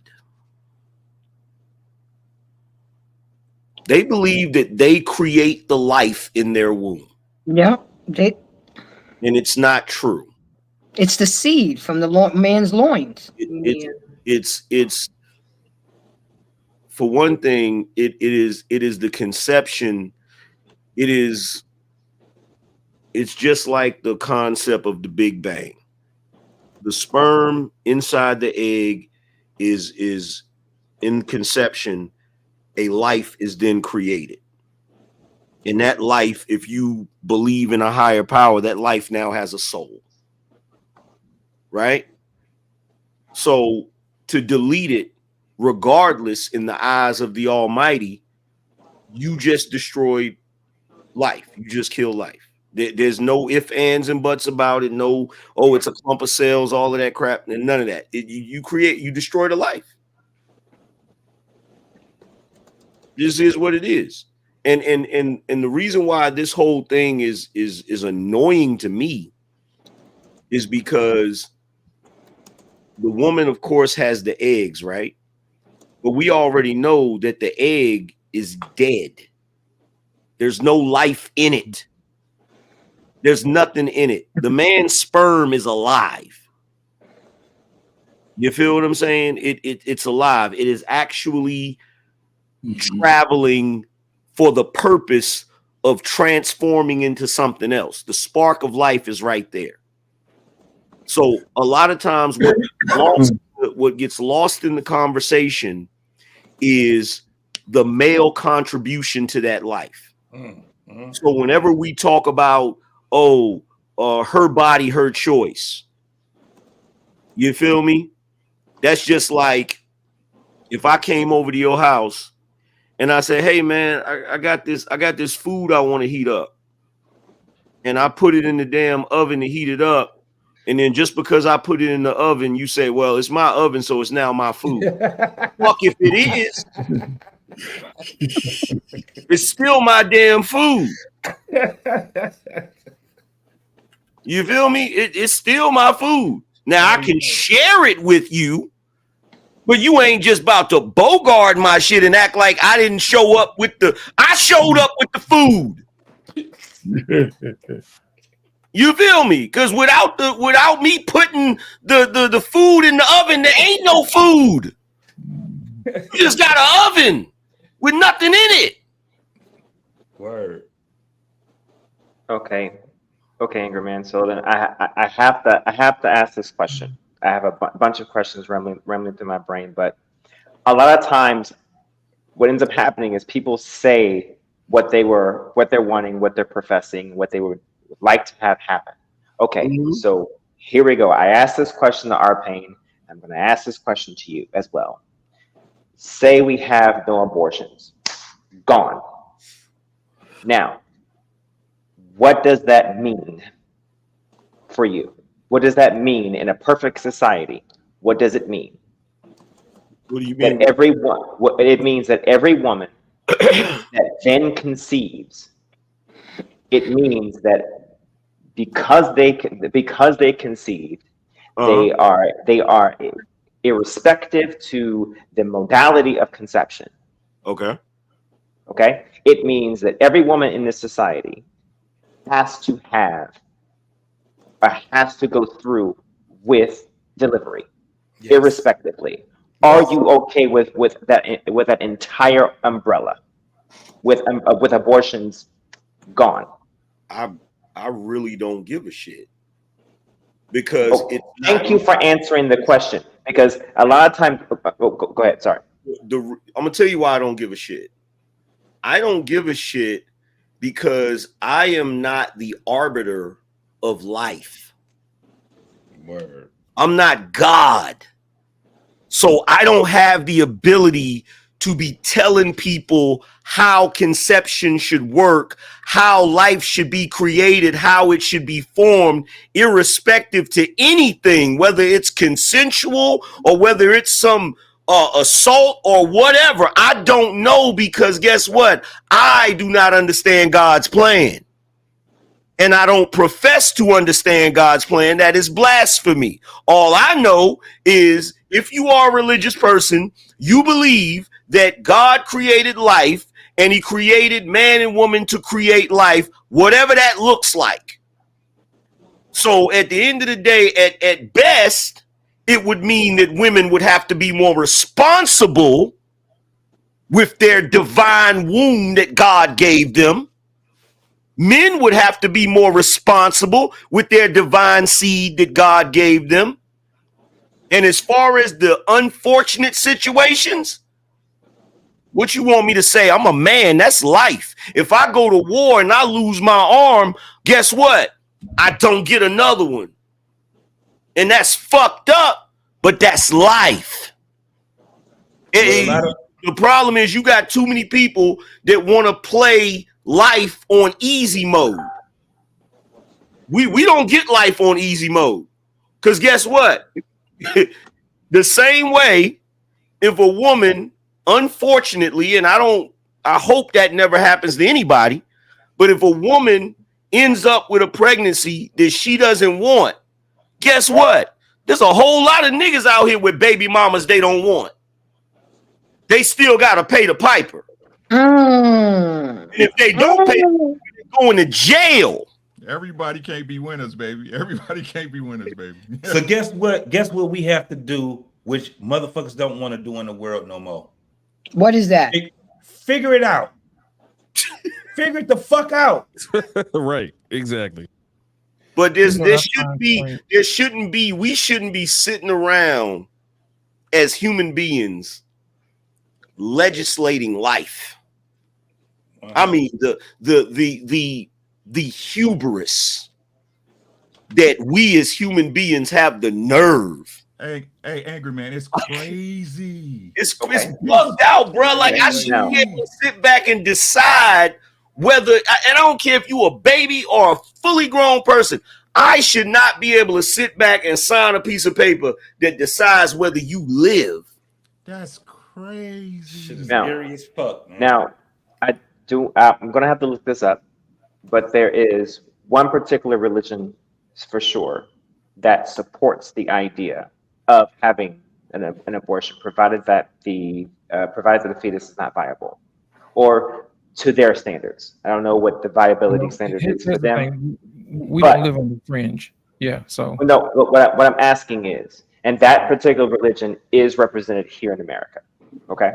So let's ask the question. In an inclusive society that we apparently are supposed to be, and that's not me saying that in today's standards, that is Declaration of Independence standards. Okay. Do we, because of the majority's religious standards, because what you're saying it sounds religious. I'm gonna infer that. If I'm incorrect, tell me. Okay. That is imposing a religious preference onto their religious preference. What say you about that? Well, you're asking me if me saying that is messed up because someone has a religion that says that's allowed. That's what you're asking. Correct. Well, I wouldn't say messed up. What I'm saying is that by me practicing my religion, it's imposing the rights of somebody else's religion. Not the action of practicing it, but putting forth that practice by way of exercising it legislatively, which devoids somebody else's ability to fully practice out their religion. Isn't that antithetical? So go let's ahead. So let's say, for argument's sake, that I have a political party and I'm in the position to legislate, and I have a religion like King Longshanks, who said that he was allowed, that any of the English were allowed to have sex with the Scottish men's wives on the night of conception, on the night of the wedding, before they had a chance to actually consummate their marriage. So when we're talking about religion, and we get into the weeds with that, right? My thing with religion is I cross-reference religions and I look to see what the predominant standards are. And when you cross-reference religions, there's certain things that always stick out. Life is always important in every religion. Always. The belief in a higher power is in every religion. The concept of not stealing from somebody, the concept of not deleting somebody, outside of you defending yourself. There's certain commonalities. There's commonalities, right? Yeah. So whenever somebody says something like, well, I got a religion that says that I can delete babies and shit, the first thing I think about is, oh, you one of them motherfuckers that follow a religion where somebody wanted to change the rules so they can do what they want to do. That's how I view that. I'm going to interject and I'm going to let you finish. I'm sorry. I just looked it up. So Jehovah's Witnesses, historically Black Protestant churches, Mormons, evangelical Protestants, and some sects of Catholicism. That's what I can find out immediately. And I don't. Those are now Jehovah's Witnesses, you can say, aren't Christian, but they actually believe in Jesus. They just don't believe that he was the sacrificial lamb. Jehovah's Witness also said that black people's black skin was a sign of them being cursed by Jehovah. That's the Mormons as well. The Mormons, yeah. Mormons too. Yeah. Cursed specifically by Noah, actually. When it comes when it comes to the Mormons, it was they didn't go with the devil, so that all the devils angels got cursed. A third of the angels got cursed to hell and cursed black skin. That's the Mormons. But they also said Jesus drove a goddamn spaceship. But the overall principle that I'm bringing up there, but the overall principle I'm bringing up there is that is starkly for those who are, and I'll touch on this another time. But those who are staunchly, and just for the record, no Jehovah's Witness has ever stayed in my house longer than 5 minutes. Hey, I'll run them fuckers away. I can't wait for them fuckers to come to my house. You don't want to hear the good news? You don't want to hear the good news? You know what they tell me? You know what they tell me after they in there about a good 5 minutes? They said, well, we got some other houses we need to go to. Oh, you leaving already? Are you leaving already? Yeah, so I don't put some food in the oven, right? It's really not about it's really not about religion. I'm going to tell you why. It's about what label people can put on you so they can crucify you. That's exactly what it is. Because if they can label you, they can beat you. That's a scarecrow tactic, man. We call that a straw man tactic. You can put whatever label on me just so you can beat me. You know what I mean? And let's my bad. I was going to say, we understand merciful things. If a woman, we now have the technology to look inside of a woman's womb and see that something's wrong with the baby's deformed and all of that. We understand merciful things where that their quality of life is going to be horrible. Right. Like, we get that. You feel what I'm saying? The only reason I answered your question that way is because I wanted to answer it directly and not try to escape it. You feel what I'm saying? But we understand merciful things like that. The problem is you have too many people using the merciful side as the justification for the convenience of it. That's where the problem is. You feel what I'm saying? And so anytime you get into the debate about it, they want to bring up the merciful side of it to justify them really doing it out of convenience. Right. You feel me? Right. And if y'all check IG, I'm sorry, baby. If y'all check IG, they got something new about it right now, that a woman have lost her life because of procedure. I think they said, I think it's Atlanta or North Carolina, that she lost her life because something with deletion was not done properly or something like that.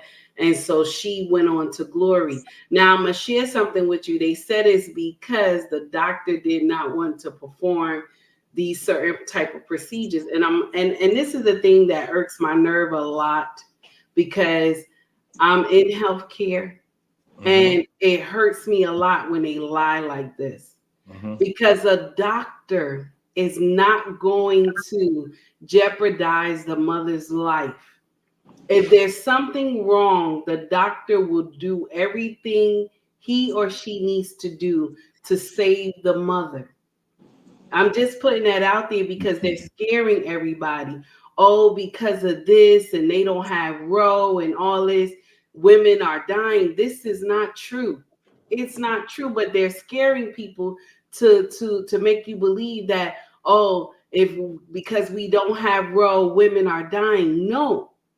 The truth be told, women die when they having deletions. Some die when they having deletions.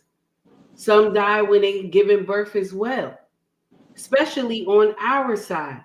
We take the chance of doing all this and be knocking on heaven's door quicker than any other culture.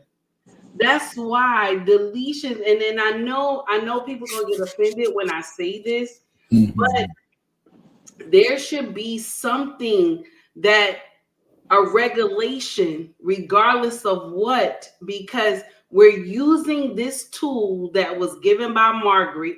Okay, Margaret gave it to us. We're using this evil tool to tear up the bloodline. We have already teared it up anyway because we have 41 million. But the thing is that we use this, and we're supposed to use either you clink, okay, or either you get on some type of birth control. We're using deletions as a form of birth control.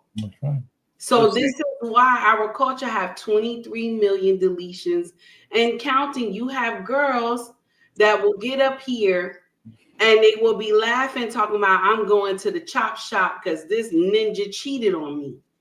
So it doesn't make sense. So do I agree with the government stepping in and saying something? I do. I agree with that. I understand my body, my choice, but we're not handling my body, my choice correctly. We not. I don't think that is, but I don't think that is a great phrase to even use, because like I asked, at what age are you when you have my body, my choice? When you don't want somebody to kill you. Let me explain something. It should be automatic, shouldn't it? It's not about still murder. Let me explain something. Let's explain something to y'all. It's not about my body, my choice. I'm gonna tell you what it's all about. It's about you wanting to get out of life without struggle. Let me explain something to y'all. Nobody gets out of life alive. You can get in your car and die today. You see what I'm saying? And the problem is people think that they're supposed to live their life on easy mode. And they're supposed to live their life without struggle, without any type of consequences. That's what we're really talking about. They're using the phrase "my body, my choice" as a shield for them to do the dirty work that they want to do. That's exactly that's fact. Right now, correct phrase was what it should be. It should say "my body, my responsibility." That's true. Yeah, That's but what it should be. I'm gonna Go tell ahead, you right now, the term "my body, my choice." I have absolutely no doubt in my mind that the devil whispered that in somebody's ear, and that's where it came from. I don't care what nobody say. And here's the thing: what you said, take heed. You said when these women are going to Planned Parenthood, they knocking on death's door. What women got to understand is you're knocking on death's door anyway when you go into labor. Of course. Yeah. You feel me? 35%. Like it's some people believe in Adam and Eve, some people don't. The concept of a woman having to go through the pain of death in order to give life, right? So it's already right there. That's the reason why I said, like, when women go to these places doing this, like, you getting ready to do a procedure, you already got the Grim Reaper sitting over top of your head and you playing. You feel what I'm saying? Like, and then on top of that, like, here's the other thing nobody talks about. Is as advanced as our technology is, do y'all realize that most of science, well, all of science, they still don't fully understand the female womb? They don't even fully understand it, which is why when there's certain problems, the first thing they want to do is give you a hysterectomy because they don't understand it. So going in and doing these things, you got to wonder if you're causing problems. You feel me? Physically, we know you're causing problems psychologically. Because if you think for 1 second, if a woman is out here and she has, let's say she has 5 of them, she does 5 of those procedures over a 10, 15-year period. If you think for 1 second that has not affected you psychologically, because this is something, this is a life that is inside of you where it's feeling your feelings. You think you're not feeling nothing from it, right? And then it's gone. And then all of a sudden it's your fucking mind up. See, this is the craziest thing. The craziest thing about it is they want you nowadays, because it's the me complex. They want you to be extra sympathetic about postpartum, right? Don't you find it interesting that you got a bunch of women that'll have a child, they'll bring the child to term, and they're talking about postpartum, but for some odd reason, the ones that get the deletion are just fine. Don't get it. Yep. They just fine. They don't get postpartum. They just fine. Please. So then don't y'all find that weird?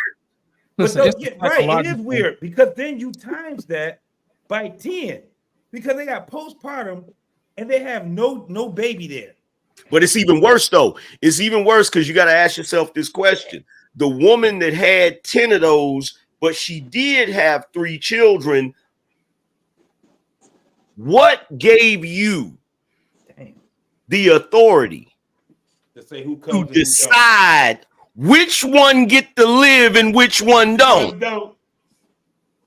I'm telling you right now, it's a whole lot of people that better pray that there ain't a hell. I'm telling you right now, bro. Here's my thing, man. It's a psychological operation. Let me explain to you what it is. In our community, having a baby is oftentimes looked at as a burden. It really is. Through the man's eyes, oh man, I gotta pay. Through the woman's eyes, I gotta take care of this baby. My career on hold. You know what I'm saying? When back in the day, when you had a child, it was a celebration. You got an opportunity to extend your family's bloodline. You know what I mean? You had all type of big celebrations as well, but now it seems as if it's a burden. And I think if it's looked at that way, then I think that's probably the reason why we have the attitude that we have now about our children. We get mad. We have to take them to soccer practice or piano practice. We get mad if they want to eat. You know what I'm saying? We get mad because we have to tell them they have to take a bath when they don't feel like it. When they get an F on the report card, we're looking at them like, aren't you smart enough? You know what I'm saying? We act like kids are convenient, but the sad part about it is we forget that we used to be kids too. I think that only exists in our culture. Yeah. I really do. No other You culture think you does saying that the black because- culture or you saying the American culture? No. I'm saying black. I'm saying us. Because we've been I'm programmed. gonna share with you why I say this. When my first child that I had, right, when I remember going to tell his father that I was pregnant with his baby, he told me, "Get the fuck out my face. I'm gonna drop kick you in your stomach." And I was with him for 2 years, mind you. I'm gonna drop kick you in your stomach so you could lose the baby. Jesus. Now, when I got married to my husband, right, when my husband married me, thank God, I was so terrified on the way driving home that I had to tell this man that I was pregnant. Because what happened flashed in my mind. Okay. And I was terrified. And I was like, we just got together. What is going to happen? This and that. I'm just thinking in my mind, driving home, scared as shit. So I pull into my parking spot. Okay. Lived in a townhouse in Elizabeth. I pull into my parking spot. Okay. Get out the car. What are you going to tell us, man? What are you going to tell us, man? That's what I'm thinking in my mind. So I get in the house. I got a little attitude or whatever. And he says to me, "What's wrong with you? What happened at the doctor's office? This and that." So now I sit down at the table and I get nasty with my husband. And I said to him, "You know what? I don't even care. I could do this by myself. I have raised the child alone. I don't need nobody, this and that." Right? That's what I said. This is what I said. So my husband told me, sit down. What happened? So I said to him, "I'm just going to tell you I'm pregnant," right? Just like that, right? Like nasty, like I'm pregnant, like that. So he looked at me and I thought he was going to hit me. So I had my hands under the table and I was like, I'm going to flip this kitchen table over if this man hit me.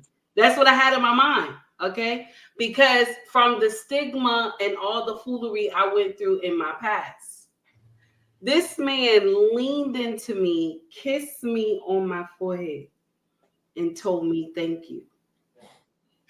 I immediately started crying. He said, "Why are you crying?" I said, "I never had a man tell me thank you for bringing him a child." See, in our culture, we don't celebrate bringing babies forth. Only our great grandmothers and grandfathers celebrated bringing children forth. We do not. We do not celebrate it. Now, immediately when you tell a man, some men, they like, "Wow, damn, what happened?" You know what I'm saying? And then Congratulations. She get mad and she like, "Oh, this so and so and this and that. Why I gotta have a baby?" That's what it is. But me experiencing with my king that first pregnancy, that broke me. Every block I had against my husband, every stone wall I had just came crashing down. And this is why when I talk about my king and people who don't even know me, you can feel it. You can feel it when I talk about my husband. Y'all don't know me from Adam. You just see me on screen. But when I talk about my king, you like, damn, I feel like I know him. You know what I'm saying? Because the way I speak about him. And our culture, we don't celebrate our children. This is why a lot of women think in their mind that this shit makes sense. It doesn't. And I'll share something with you. I have blood on my hands. I always tell everybody, even on my channel. I tell people I have blood on my hands. This situation we talking about now about deletions, this is hitting me. I always say that when I come to Black Man Unfiltered channel, that I get that two-edged sword that I deliver every morning to my followers. And that's why I come. Because I need that reality check at times. So that's why you see me sitting here just listening and then I'm saying something because I know what it is to have a deletion. Nobody on this panel knows what it feels like. There's only 2 women here, only me. So what y'all talking about is hitting home, but I'm being the big girl that my husband trained me to be and sit here and listen. Now, I'm not going to sit up here and tell you that it doesn't hurt. It hurts because it makes me remember my past and the foolish decision that I had made. But I'm letting you know we don't celebrate our offspring. This is why a lot of women are scared to say something. And it's not just the men that make them scared. Remember, these men were raised by either their mama, their grandmother. They were raised by a king. Because if they were raised by a king, he would have told them, no, you got to wear that one, player. You done mess with her without anything. You got to wear that one. And that's what our great-great-grandfathers was about. No, you got to wear that one. So this is why you have a lot of women who believe in deletions or just believe in mistreating these children because the child is not celebrated. A lot of our children go through so much because they're not celebrated. I love when my king, and I'm going to land it here. I love when my king tells the story of when I told him how I got pregnant with all his children. And they always laugh. They be like, Dad, Mommy, Daddy did that. I'm like, yes, he bought up Toys R Us. You know what I'm saying? He bought up Toys R Us. And I'm walking behind him like a penguin trying to pick out stuff. You know what I'm saying? So I just want to put that out there. The African culture, because my husband is Nigerian, they celebrate their offspring and they also treat the mother like she's an egg. Like when I was pregnant with these kids, I used to get away with murder. If I didn't want to do something, he'd be like, just sit down, relax. Just lift your legs up. Just sit down and relax. I would get away with murder. Only time. And I landed it. But guess what? Hold on a second, AM. Takey, thank you for sharing that story. Because I want you to make sure that you keep telling that story because it's going to help somebody. Okay? Go ahead, AM. Here's the thing about that, right? And this is what people don't think about a lot. Now, if you see a family, if you see a couple that were trying to have a baby and the woman gets pregnant and they're happy and they're celebrating it, you'll hear the woman talk about how she's craving certain food. It's because of the baby, right? She feels what the baby feels. The baby feel what she feel, right? You also hear people talking about, oh, you should talk to your baby while they're in the womb because they can hear you. You should play music for it or whatever. So knowing all of that, when you look at Black culture and you look at how these children in certain situations are unwanted children, do we think that those children as babies don't know that they're unwanted? They know they're unwanted. That's part of the reason why you got so many hellions, as my grandmother would say, out here raising hell right now. Because they were born unwanted children. And even though they may not know that consciously, psychologically in the back of their mind, they know it. So they have to exert the pain they're feeling on the rest of the damn world. Yeah. Especially if they look like the father of that the woman hates. That's even worse. A boy, forget it.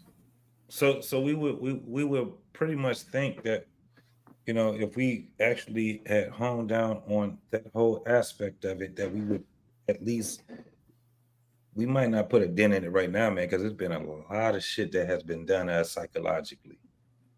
But we got to start back to that point, because what you just said, take heed. Now look at the man's aspect of it.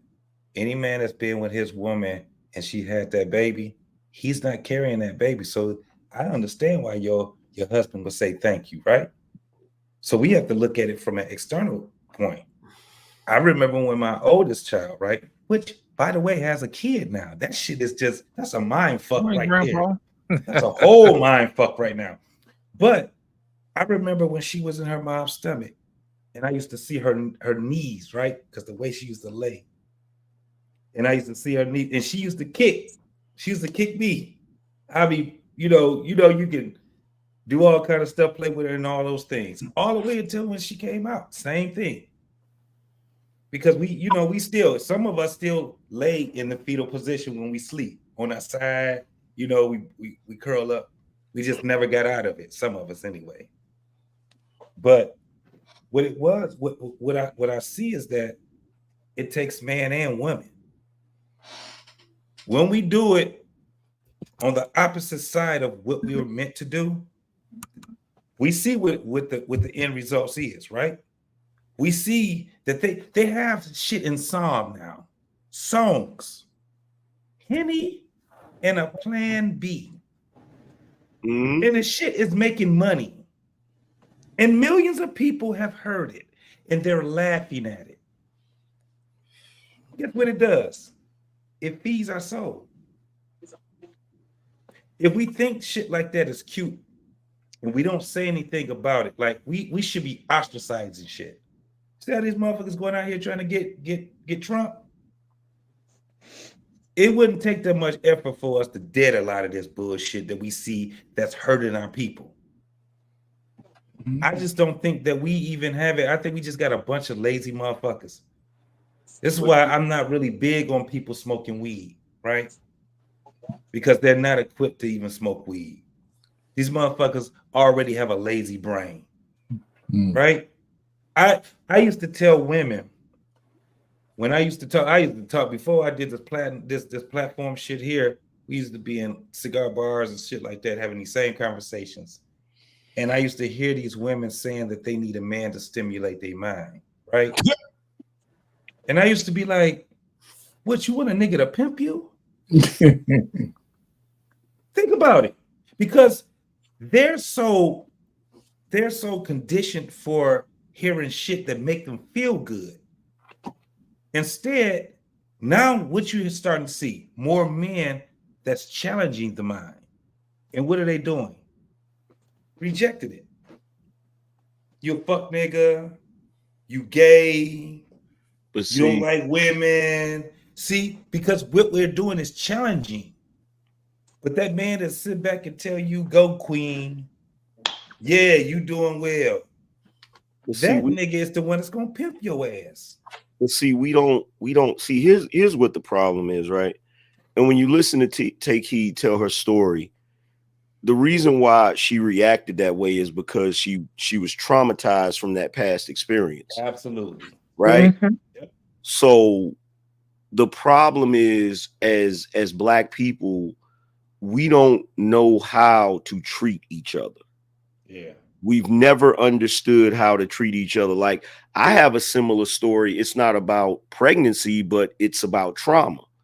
When I first met my wife that I'm with now, and we were just dating, we had this huge argument, right? Partially because of my trust issues, because of the horrible relationship I was in before that, right? So we had this huge argument, right? And so I left her place or whatever, and wasn't expecting to hear nothing from her because of the argument, right? Because that's what I'm used to, right? So she calls me and tells me to meet her at this address or whatever, right? So I'm like, okay. So I go to the address. Keep in mind, I went there 30 minutes ahead of when I was supposed to be there. You know what I'm saying? And I'm sitting there looking around. It's a movie theater, right? It was around the time that movie Max Payne came out with Mark Wahlberg, right? Mm-hmm. So I'm in the parking lot. I'm looking around, scoping the whole scene or whatever. She pulls up and she's happy to see me. And she's like, yeah, I wanted to go see this movie with you or whatever. I'm like, okay. So I go into the movie theater and I was like, yo, let me go use the bathroom real quick. So I go to the bathroom and I call up one of my homeboys and I'm like, yo, I'm at the movie theater, about to go in the movies and this, that, and the third and blah, blah, blah. I'm just letting somebody else know where I'm at and shit because I'm so traumatized that I didn't realize, because after I had a conversation with her about it, she said she felt bad about the argument and the way the shit went down, and she wanted to make it up to me because she heard me say I wanted to see that movie. Mm-hmm. But the problem was I wasn't used to that. Mm-hmm. You feel what I'm saying? I'm used to the drama. Like if I told y'all some stories, it'll probably make y'all women cry. Like I'm used to the drama. Like I'm used to, oh, we just had an argument. You're gonna try to trick me to come here so we because you got your brothers or whoever So be in the movie theater, man. Yeah, so I'm like on edge, you feel me? And I'm not even gonna front. I guarantee you take heed, even though he said that to you, he said thank you or whatever.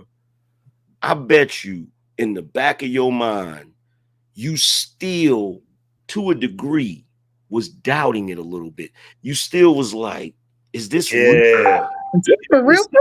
For real? For real? Because like for me, it kept going like that. And like, you know, even to this day, me and her, we don't argue. We might have a small little disagreement or whatever, but ain't no huge argument, ain't no blowout argument, you know, all of that stuff. And to this day, I'm still shocked at my home life. Yeah. Because I'm of the experience where I wake up in the morning and I'm looking around hoping and praying that this chick ain't gonna start an argument with me. Mm-hmm. You feel what I'm saying? Y'all fellas know how it is when you in that toxic relationship and you wake up and you hoping it's gonna be a good day. You feel what I'm saying? Who the hell did I wake up with? I had a dream. I had a dream that you did something and I'm mad. Today? Is she gonna blow today?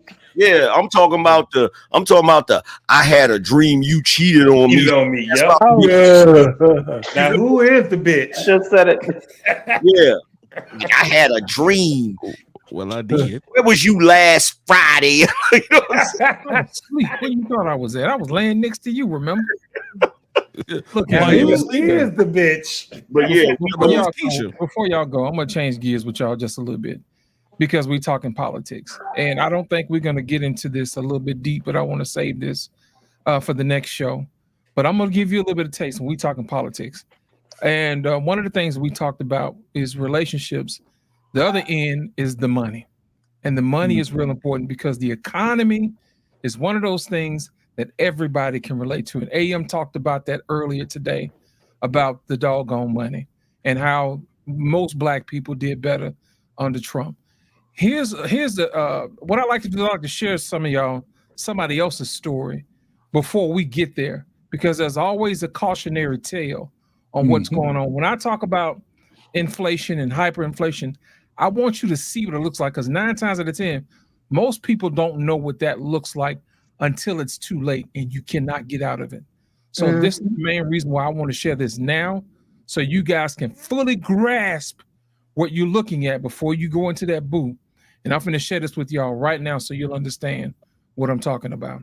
A piece of chicken costs in Venezuela. Hyperinflation in Venezuela has been insane. There's been a 56 million% inflation rate since 2015, and what I'm about to show you might blow your mind. Stick until the end because I'm going to show you how crazy this gets, and then I'm going to tell you why this happens and how you can prevent this. This right here is how much one roll of toilet paper costs. Keep in mind the exchange rate for Venezuela was 1 to 4, meaning that for every dollar, you could have gotten 4 bolivares. Now these carrots cost 3 million bolivares. This kilogram of cheese now costs 7.5 million bolivares. It's insane.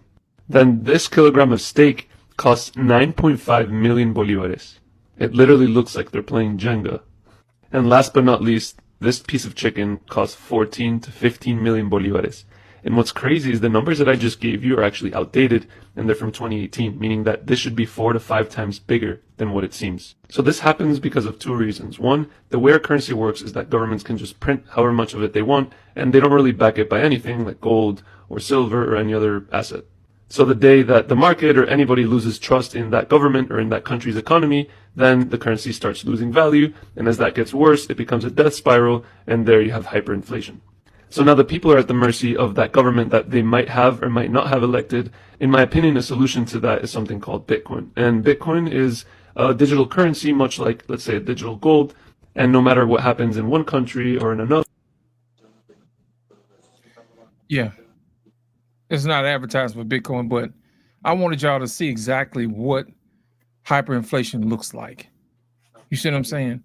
Y'all mad y'all eggs cost $6 one week and 12 the next. Could you imagine having to pay 8 and 9 million US dollars for your breakfast every single day? And that was Venezuela, right, LIT? I wanted him to do the exchange rate to say how much all of that was in dollars. Yeah. But in addition to that, I mean, they also had socialistic policies that led to that, you know, and what Kamala's talking about is price controls.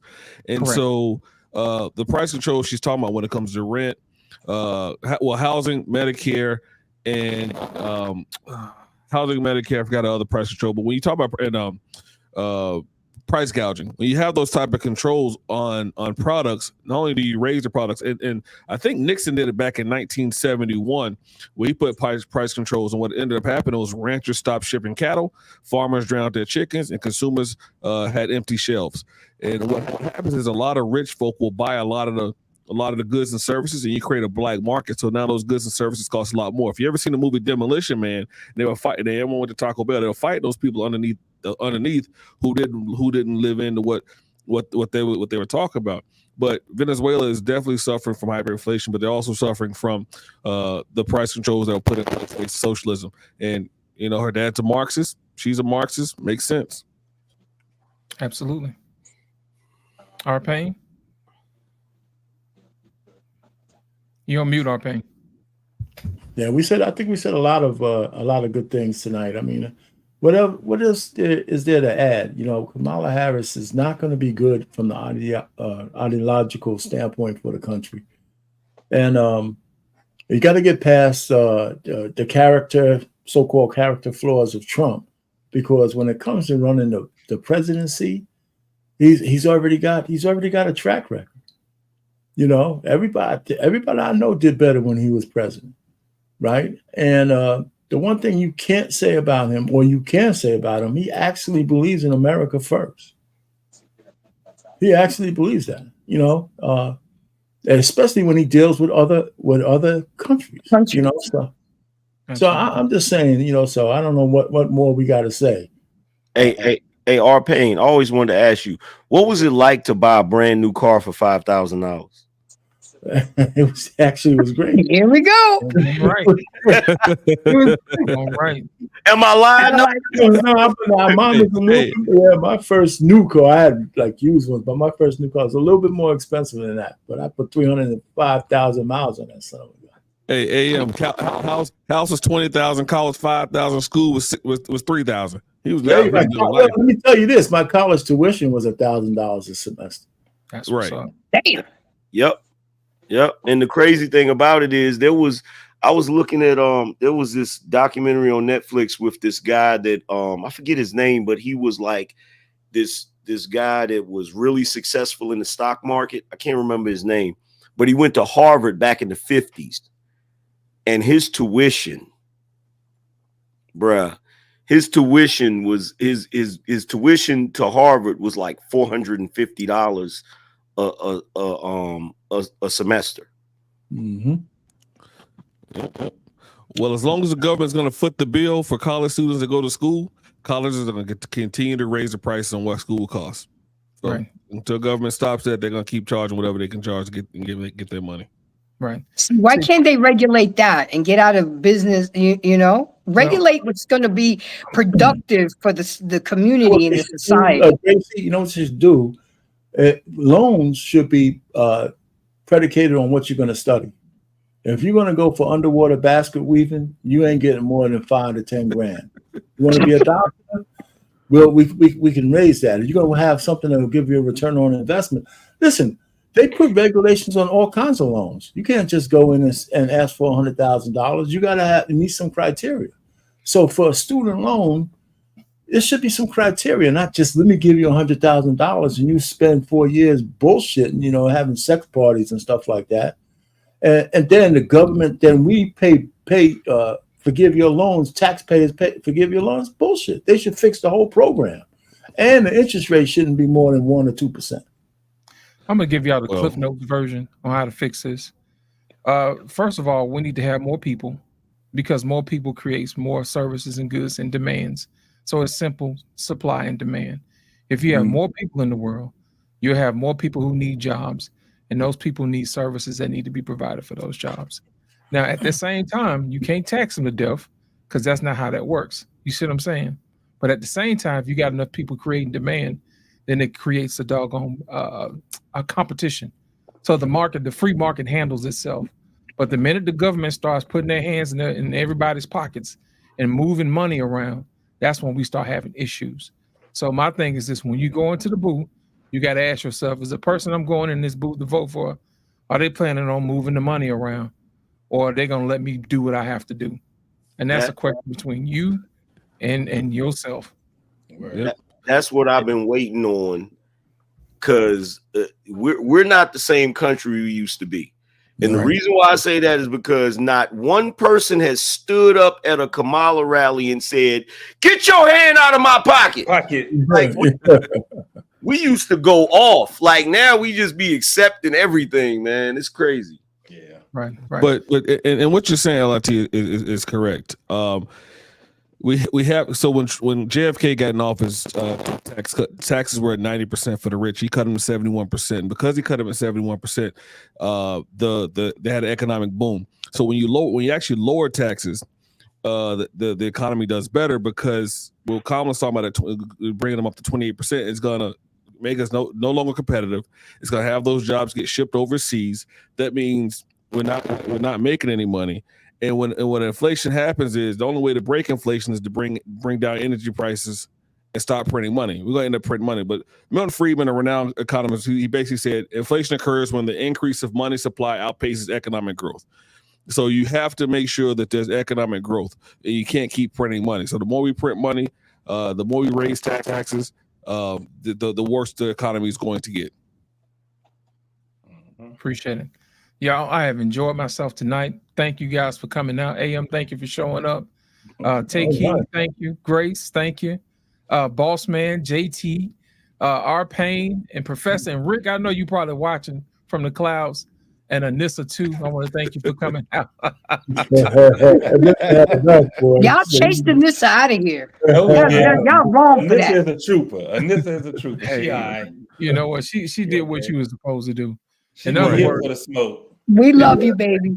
Right, she had that wine. You were blowing her little buzz, man, with that wine, man. Shit, I got to get out of here. So remember, when y'all want to help the economy, just remember you got to do this here. Oh, you got to give him that huck too and spit on that thing.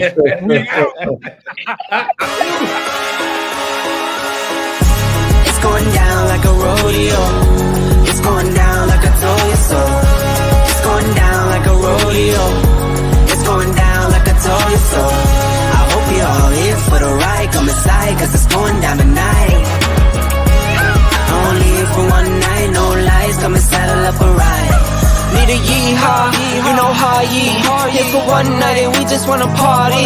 In a fast car, a Ferrari. It's a push start, I don't need a car key. It's out on Broadway, and it's gnarly. On a late night, but I'm not tardy. Right on time for the parties and Barbies. Strolling with a chunk of green like a golf swing. Hey, hey, hey, hey. Bottles on ice, mess around these skates. Hey, hey, hey. If I gotta say it twice, then I got nothing to say. It's going down like a rodeo. It's going down like I told you so. It's going down like a rodeo. It's going down like I told you so. I hope you're all here for the ride. Come inside, cause it's going down tonight. Only here for one night, no lies. Come and saddle up a ride. come and kiss me up. It's going down like a train with no brakes. I'm not slowing down. See us showing up, we're showing out. But I pack